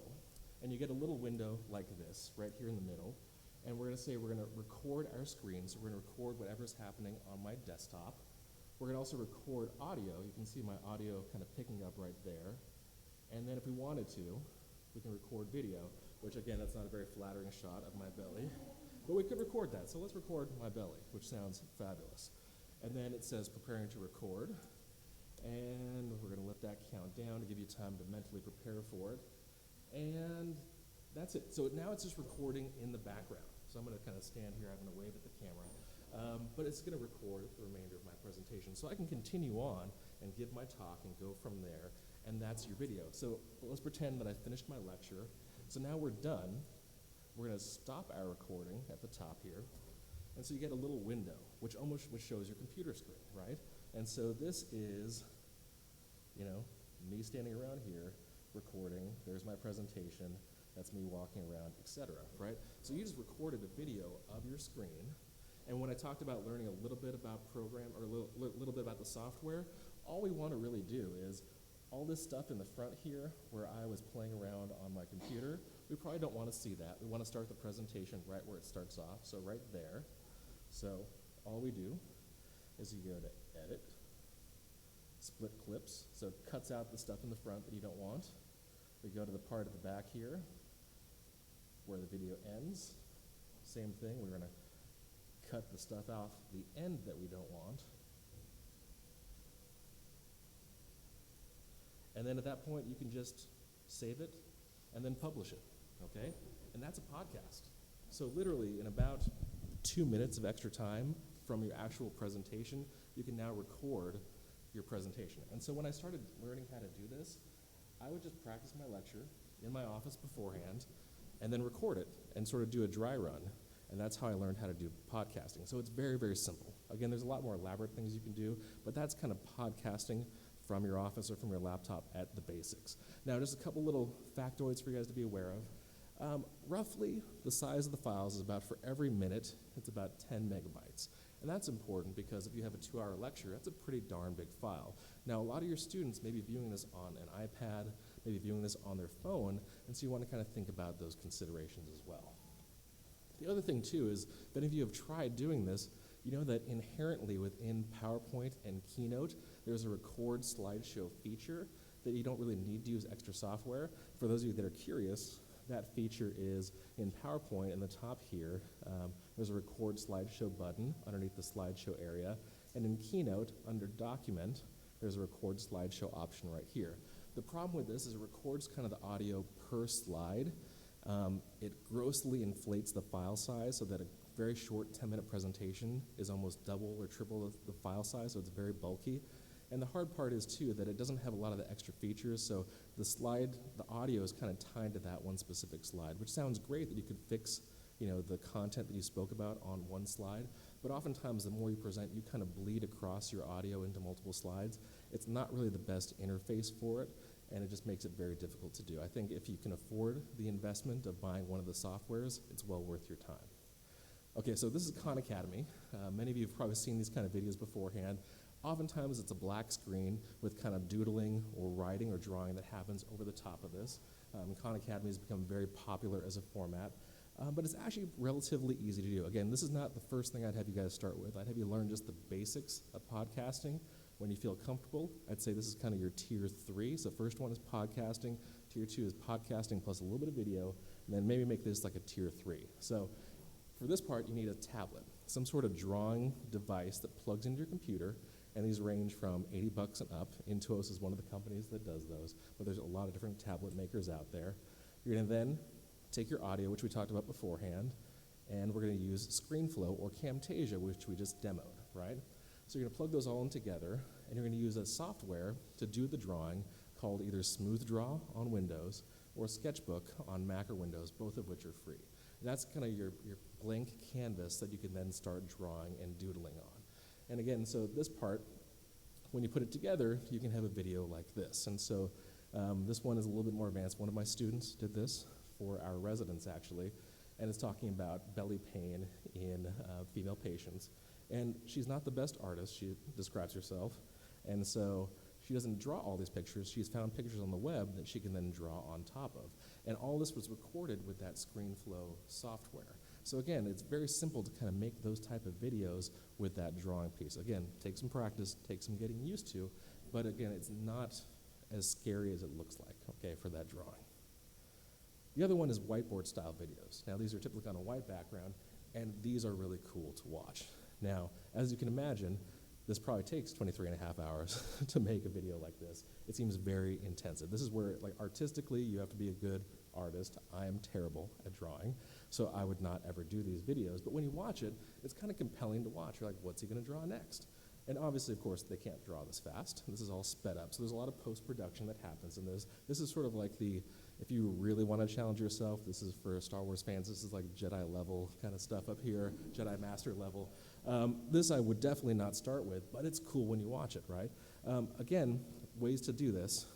If you want to watch the video, it's a lot of fun to watch, it's really interesting to follow. You could pretty much just get a whiteboard, right? Just get a whiteboard with a good overhead camera, a document camera, or even just a tripod and a regular camera to record your drawings. So again, it seems very complicated, but it really doesn't have to be to make these videos. And this is a video one of our students did with a camera on a tripod. She got one of our whiteboards against the wall. We set up some good lights, and as the video progresses, she kind of drew all these different pieces and sped them up, and that's her hand kind of drawing this together. So again, not as well polished as the Dr. Mike Evans video, but again, this is what our student put together in a couple hours to show that we could make these kind of videos. For those of you that aren't artistically inclined, there's a website called VideoScribe, which comes with a hand template. You can match your skin tone, male or female, and you could type in the words, like that one says, presented by Julie. So she typed all that in. You could hit play, and it'll do all that drawing for you. So it's kind of a nice way, if you really want to make videos like this, you can use the service called VideoScribe, and it'll kick out these videos for you. There's a subscription. I think it's like $12 a month to do it, but it's kind of a fun way. They give you templates. You can import images that it can redraw for you. So it's kind of a fun workaround to that solution. Okay, so that's VideoScribe. we'll kind of skip through this. And then finally, mobile devices. Now, Brian mentioned this earlier. There's an app called Explain Everything. It's across any platform, from iOS to Android. It's pretty much a whiteboard app on your iPad or iPhone, and it's great for those. If you're a clinician, it's like, oh, I want to walk through this whole metabolic process, and you want to draw a little diagram. You'll usually take over a piece of paper, usually the back of a patient's EKG. You'll flip it over, you'll doodle something really cool, and everyone's like, wow, that's great, and then no one has a copy of that little video. So you can imagine now, instead of doing those little impromptu teaching sessions on a piece of paper, pull out your phone or your iPad, do them on there. You can draw anything, it records your audio, so even if you're just walking through a basic process, when you're done with that, you now have a little video, 1 or 2 minutes in duration, that you can then just send to your team or send to your small group. The whole thought is that anytime you do teaching, you want to be able to capture it, and this is a very, very easy way to do this. And again, it's pretty cheap, $6. This is something that most of us should be able to add into our armamentarium without a huge kind of cost burden. Okay, so those are the main ones. The one thing I just want to bring up briefly as we reach the end here is it's very easy when we talk about all this extra video that this whole idea of making a really good video can make everyone forget the quality of your content. Trust me, I've seen some very good-looking videos that had terrible content. And so there's this whole thing of like, well, I can spend all this time focusing on the PowerPoint, the video, the animations, and you can still have terrible content. And so it's really important just to reiterate that point that style should not kind of overshadow the substance of the talk. It really, if you could have your way, it can augment, it can improve the substance by really bringing in some key points of what you're talking about in your material. And what presenter would I not be as a former designer without talking about just slide design for 1 second? If anyone's ever has a free moment, which none of us really do, there's a great book called Slideology. It's about $20 on Amazon. It's by Nancy Duarte. Her group did the Al Gore Inconvenient Truth PowerPoint, which was an amazing PowerPoint. And it talks about all these different techniques from designers of how to make your standard presentations look even just a little bit better. And those things can, when you think about it, your content now that you're making is going to be there available for your students to watch at any time of night. And if you're thinking about your slides, how can your slides be a little bit more memorable and a little bit more impactful as an educator?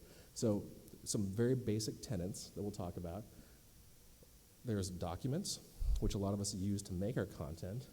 There's teleprompters, which most of us are in that mode for presenting, which is header, bullet, bullet, bullet, header, bullet, bullet, bullet. And then there's actually a presentation. And so the hardest transition, I think, as an educator is to move from teleprompter to presenter mode. And you can go your whole career and never get there.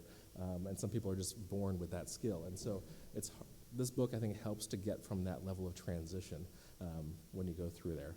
But the thing is, our learners, they can read your slides or they can listen to you, but they can't do both equally as well, just kind of brain management. And so you have to pick which one they're going to do. Are they going to listen to you or are they going to look at your slides? So again, just think about your presentations as what we call glance media, right? This is a standard billboard, and it works well, right? You're driving down the street, freeway, 60 miles an hour. You see something very short, you understand what it's about. What if that was on the freeway, right? What if every billboard was your PowerPoint slide? Would you cause a pileup? Would people slow down trying to see all the small font that you put on there? So think about each one of your slides as a mini billboard kind of highlighting your content, and that might just kind of help you think through it. This book talks about that a little bit. It talks also about just how to make your important points stick out a little bit more from using color and shading and proximity. And here's just an example with text of what that looks like. And again, just another example from me when I started doing presentations on the left, header, point. Adding color just makes the key points stand out. A lot of us even forget to use color or bolding, but I'd say just try it out if you feel more comfortable, and maybe get to that third one of just putting only the keywords and then using your voice to talk about the other important parts. And a lot of that will really come through when you make a video presentation. So again, we kind of talked about how to make videos in the studio, office, mobile. We talked a little bit about style and substance. And that is the kind of, hopefully, approach to demystifying making podcasts for your learners. Thanks, everybody.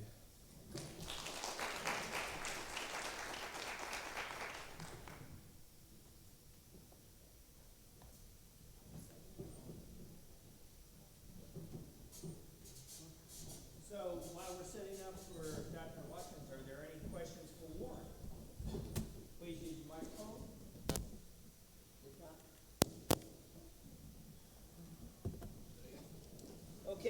next speaker this afternoon is Dr. Todd Watkins. Todd is the Associate Dean for Technology and Education at East Carolina University. Todd is a dentist. He's not a microbiologist. He's a dentist. Yes. And Todd and I met in a galaxy far, far away at another education meeting called the American Dental Education Association. I happen to have a joint appointment in the College of Medicine as well in the College of Dental Medicine. And Todd and I started talking about podcasting, and the rest, as they say, is history. Todd is actually the inventor of Vital Books. Many of us have seen Vital Books, and so he's going to take us through Mackenstein and give us a little bit of an overview about what he's now doing at East Carolina University with social media and some of the fascinating things that he has accomplished with social media in his classroom with professional students. Todd, thank you for coming. I do have one brief disclosure, not for me personally, but for East Carolina. One of the technologies you're going to see I invented and then filed patents on, and the university owns, and theoretically one day they might get royalties on it. But at the same time, I don't personally, but just wanted to make sure that was under disclosure. Okay. The reason I put this guy up here, this is Mackenstein, and I graduated from the University of North Carolina at Chapel Hill in dental school in 1990 and was recruited at the University of Texas in San Antonio straight out of dental school because I was the only person in ADA or ADEA history that had ever used a computer in one of the presentations.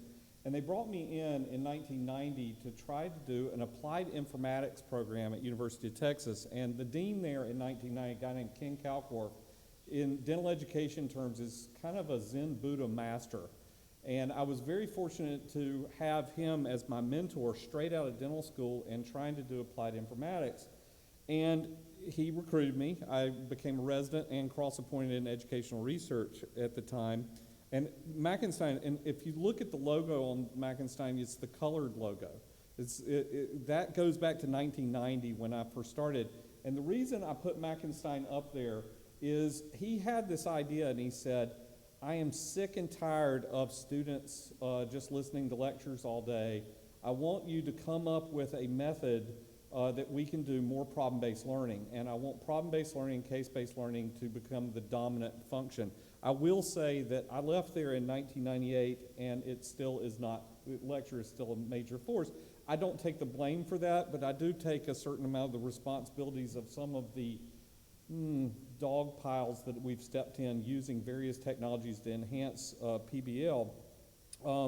But I put Mackenstein up there to always remind me of one thing, and that was I have a slightly different job than you guys. I'm an academic dean, which means I've got to come up with technologies that aren't just used in a single course. I have to come up with technologies that can be used across the entire curriculum. And that was Ken Kalkorff's challenge to me. He said, Todd, we can do problem-based learning, but if it's only in one course, who's going to give a damn? And he said, I want you to come up with technologies and educational implementations that allow it to be used in prosthodontics, that is putting in fake teeth, as well as microbiology, and as well as clinical medicine, and as well as oral pathology. And his challenge under the Mackenstein idea was, what are the things that could get us to the point where problem-based learning is a giant part of the curriculum and not just this weird little thing that happens on the side? Now, in 1990 terms, that was reasonably difficult. We used to write cases, progressive disclosure. We've heard about progressive disclosure cases, right, here. And we would all get 5 or 6 people in a room, and the first part of the case would be handed out, and we would get together for an hour, and then everybody would scurry off to the library and look stuff up, and then come back the next week and do again. Well, by the time you did that case, it took an entire semester to do an entire case. And so you couldn't do multiple, the scale wasn't there. So the first task I did is I started the idea of an electronic book, and we were the first electronic book in 1994, and it was called Vital Source Technologies. I sold that company in 2005. But the issue was right then in 1994 to 2000, we were saying, well, what keeps us from being able to drastically scale problem-based learning? And it was the asynchronous nature. What we needed is the ability to not have to all get up in unison and go to the library and pull books off of the shelf and look stuff up. It was also keeping us from finding good microbiology content in the physiology books or good physiology content in the anatomy books. And we were using segmented education. So what happened in that lifetime has been fairly interesting. Now, in a different life, and I'm going to switch here, and I'm going to introduce a term here, and I've applied to MedEd Portal to get this published. MedEd Portal is difficult. But what we're trying to do is get them to think about technologies that go across curricula, not just things that are done in individual courses. And I've been involved in using what is now called social media since 1998. 1998. I created a weblog that we used at another dental school I helped create. And I wish I'd patented that because Facebook wouldn't exist. And we would have won, but it doesn't, and I didn't, and so here we go. Blogs are the basic core under technology of anything, of Twitter, Facebook, any of these things. So when you're talking about social media in education is different. And one of the things that I did is I wanted to focus on how is it that social media could be an underpinning underneath? So we've talked about, and this is part of the book, so if MedEd Portal publishes it, I will send everybody a link, and just keep your fingers crossed. But the real issue we've talked about in this room is how do we make the presentations more fun and more interesting? And so what we were trying to do is instead of using technologies that would stay in the classroom, how is it that the technology could go after the classroom? So we created this concept, and you can use it in Flip, you can use it in anything. It's what we call a breakout. And that was, how is it that we engage the students into a technology, and then after they leave the class, the continuation of the discussion can still happen. So that's how in 1998 we created this. And that was called CaseBlog. And CaseBlog, this is a 2000 shot, and I'm not kidding, that's a 2005 shot, but we first implemented in 2000, and that looked very much like Facebook, right? Except for it was 2005. Our aim was to get the students where we would give them a part of a case, a progressive disclosure case. They would then go look it up and then come back 5 minutes later, not a week later. And then that way we could give 15 cases in a week. And the cases could involve not just one faculty member from one department, but all the faculty members across the curriculum. Now, full disclosure, this was a massive failure. CaseBlog was a disaster from hell, okay? I implemented it at ASDO, Arizona School of Dentistry and Oral Health, and this was in 2003, and we killed it in 2005. And we kept saying, okay, we had the electronic books, we had the technology, the students gave us feedback, sent us the thing saying, we love this. But then, I think you gave the slide where it peters out after time. Okay, we saw that. We lived that personal hell. Well, we said, what is the thing that keeps the students from having it peter out? Now, this is where this is going to get really controversial. And that was, we started grading it. All right. There was a gasp, and that is an appropriate gasp. Who gasped? Because that's appropriate. What we tried to do is to say, if we gave the students an evaluation of not only how they yammered or how they discussed, but what they yammered, it would help. Now, this is where I'm going to get into Yammer. Now, I have no disclosure to Yammer. In fact, they got bought by Microsoft, and as an Apple aficionado, it really pained me when that happened. However, one of the things that you have to look at for a social media implementation is these three things. Are the threads something that the students can immediately use? If you have to train them on it, it dies quickly. So all the students are able to use what we ended up with the Yammer in order to do notes. They had no training curve at all, Second thing was the concept called Yammer Notes. What we were looking for is a social media technology that not only allowed discussion to happen, but shared documents. And the reason this is important is if you wanted to do case-based learning along with problem-based learning, the students had to be able to put in groups and do essentially Google Docs, but also have the discussions around the Google Docs. And the only technology we could find at the time, now I'm going back to 2011, was Yammer. The third thing that was important to us was the ability to grade, and as a result, we had to have the ability to export the data out of the technology. There is only one technology that would allow us to actually export every post that was done so that we could bring it into a grading tool to grade, and that was Yammer. Now, this was a big issue for us in the fact that we had to figure out how to get it imported and all that, and I'm going to show you that a little bit later. But the deal is that we had to have a technology that would go across all the courses, allow any faculty member to assign something and be able to have discussion. And here's where it gets weird. You also have to have the ability to give every student in the class their own personal group with all the faculty and allow small groups to be built. So, for instance, in every semester that we have at ECU, we have 52 per class. We have 10 groups of 5 students. Some have 6. And those groups change from semester to semester.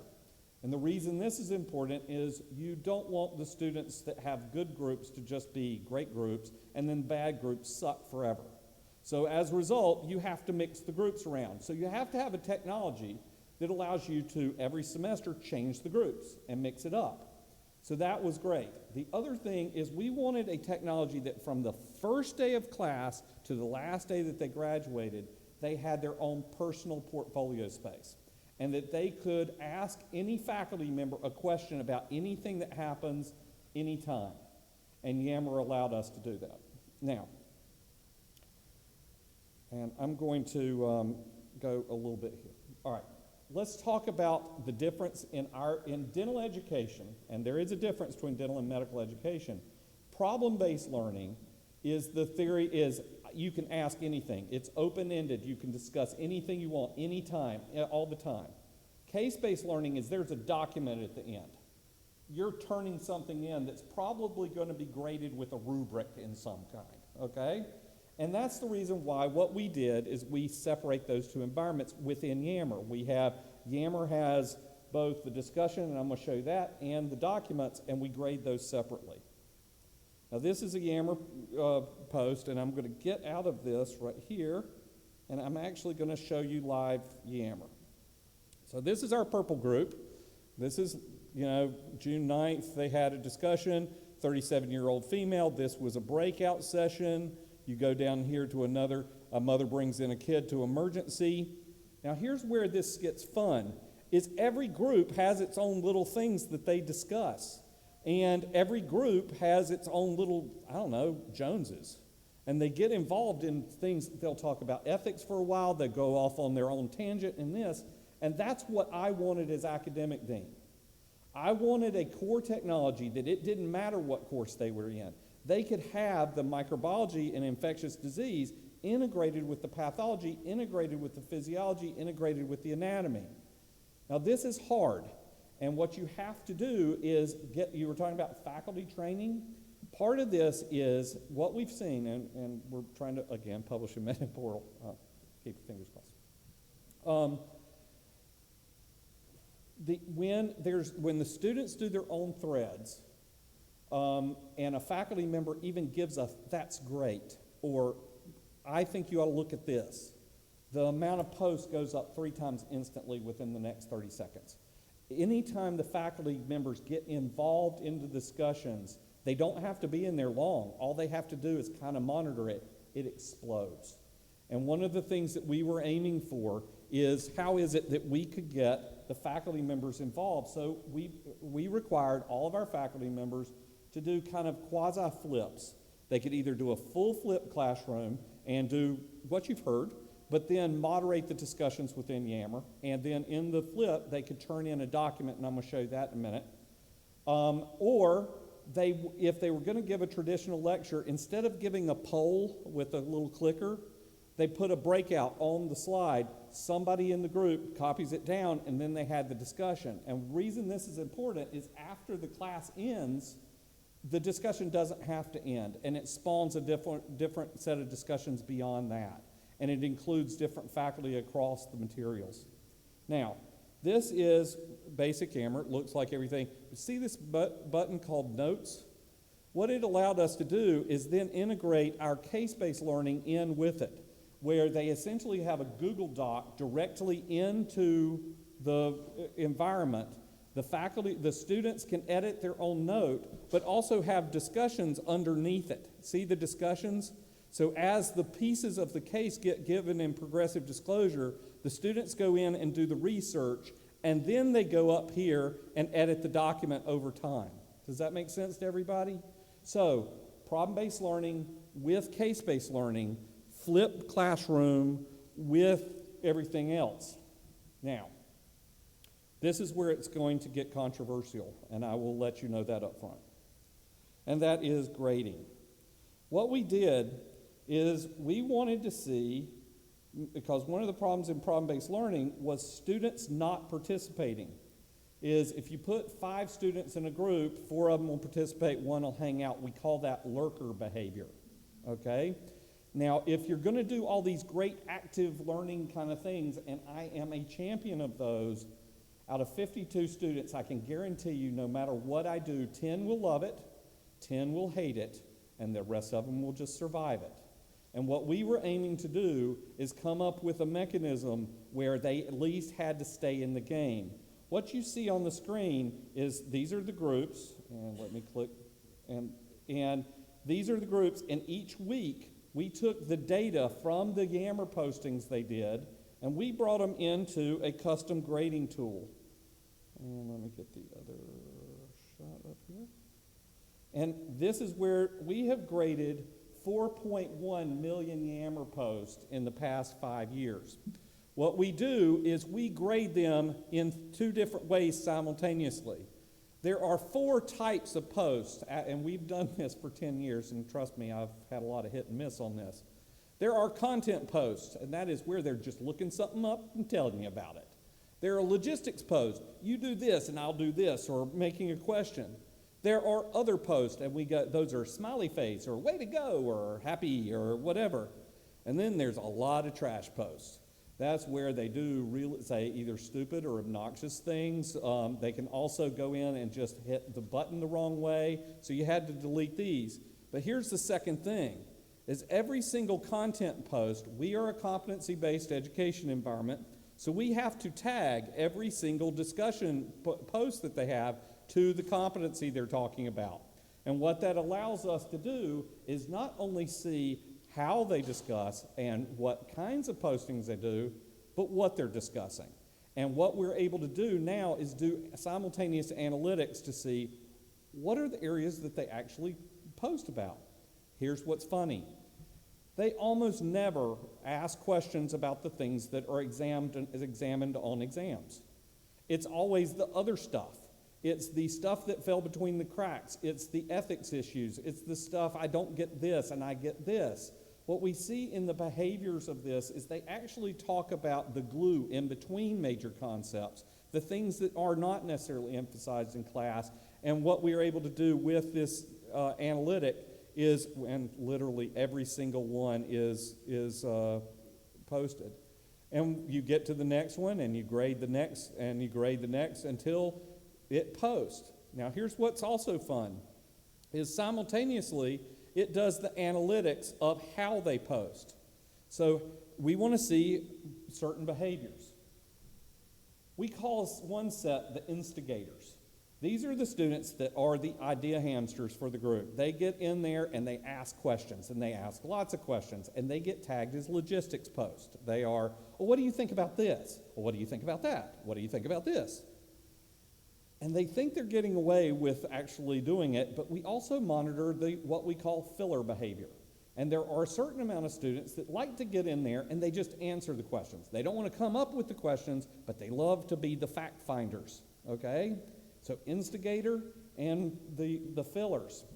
We also have what we call the closers. The closers are the people that at the end of the thread go, okay, I've had enough. We're going to summarize this thread. We're moving on to the next thing. Can we all shut up? Okay? Then we have what are called the cheerleaders. And the cheerleaders get in there and they have the drastic amount of other posts. They're the smiley face people. They give lots of things. So when we see cheerleaders, they're the ones that cheer a lot, but don't necessarily post a lot. So what we're able to see is you're not getting credit for just hanging out and loving everybody else's posts. You have to go in there. Now the last one, these are the lurkers. And the lurkers are the ones that are thinking that they're getting away with something, and they think that they're all kind of, they're participating. I'm in there, but what we find is their participation in the cases is bad, their participation in the discussions, and so we actually look at every analytic, and we come up with this every week. And the students get to see their data, and what we do for lurkers is we give them specific assignments, and we make them in Yammer have to answer stuff. Now, I ask the question, how many do you have to do that? It's not a lot, but it's probably 8 to 10%. And what we end up having to do is goad them into doing it. So, back to grading. So what happens is, then you get into what I call the Peloton effect. And that is, they all can see each other's participation in the material, right? So every week they see where they are in their group, where they are in the overall group, and how their group is participating, and they will essentially self-regulate and go, wow, our group's not participating as much as the others. And here's what's also funny. We're also able to relate it directly to their performance on exams. What we found is the lurkers really are the ones that struggle, and so we have identified they're the ones that have a difficult time taking the basic concepts and oftentimes writing it down and getting it into a formal position. And these are the students that do very poorly on OSCE exams. We give 60 OSCE exams at ECU, and they are intense, and they are every week for the junior and senior year. And what we try to do is not give them multiple choice, but they actually have to answer the question. And what we've found is there's a pretty decent correlation, and we're going to be publishing this not in MedEd Portal, but in JDE, is between the students that yammer well and the ones that do well on OSCE exams. Now, this is different than multiple choice. There is a certain segment of every dental school and medical school class that are incredibly efficient at getting multiple choice questions right. But that does not mean they're going to be a decent practitioner. And this is the issue that we make a separation between this. Yes, Lord, they have to pass the national boards. And for dentistry, that's changing. Probably for our class that's coming in this year, the 2020s, the national boards are not going to be multiple choice anymore. They're going to be OSCE based. So if that's going to happen, how scary is that to dental schools? If the pass-fail rate nationally is about 85% on multiple choice, we're talking about maybe 50 or 45% first-time pass rate on OSCEs. And so I am hell-bent to make sure our students have the ability to have those discussions and relate that data directly to their experience. Now, I'm going to end with a video. Where's my, is this it? Yay, I found it. That's always good.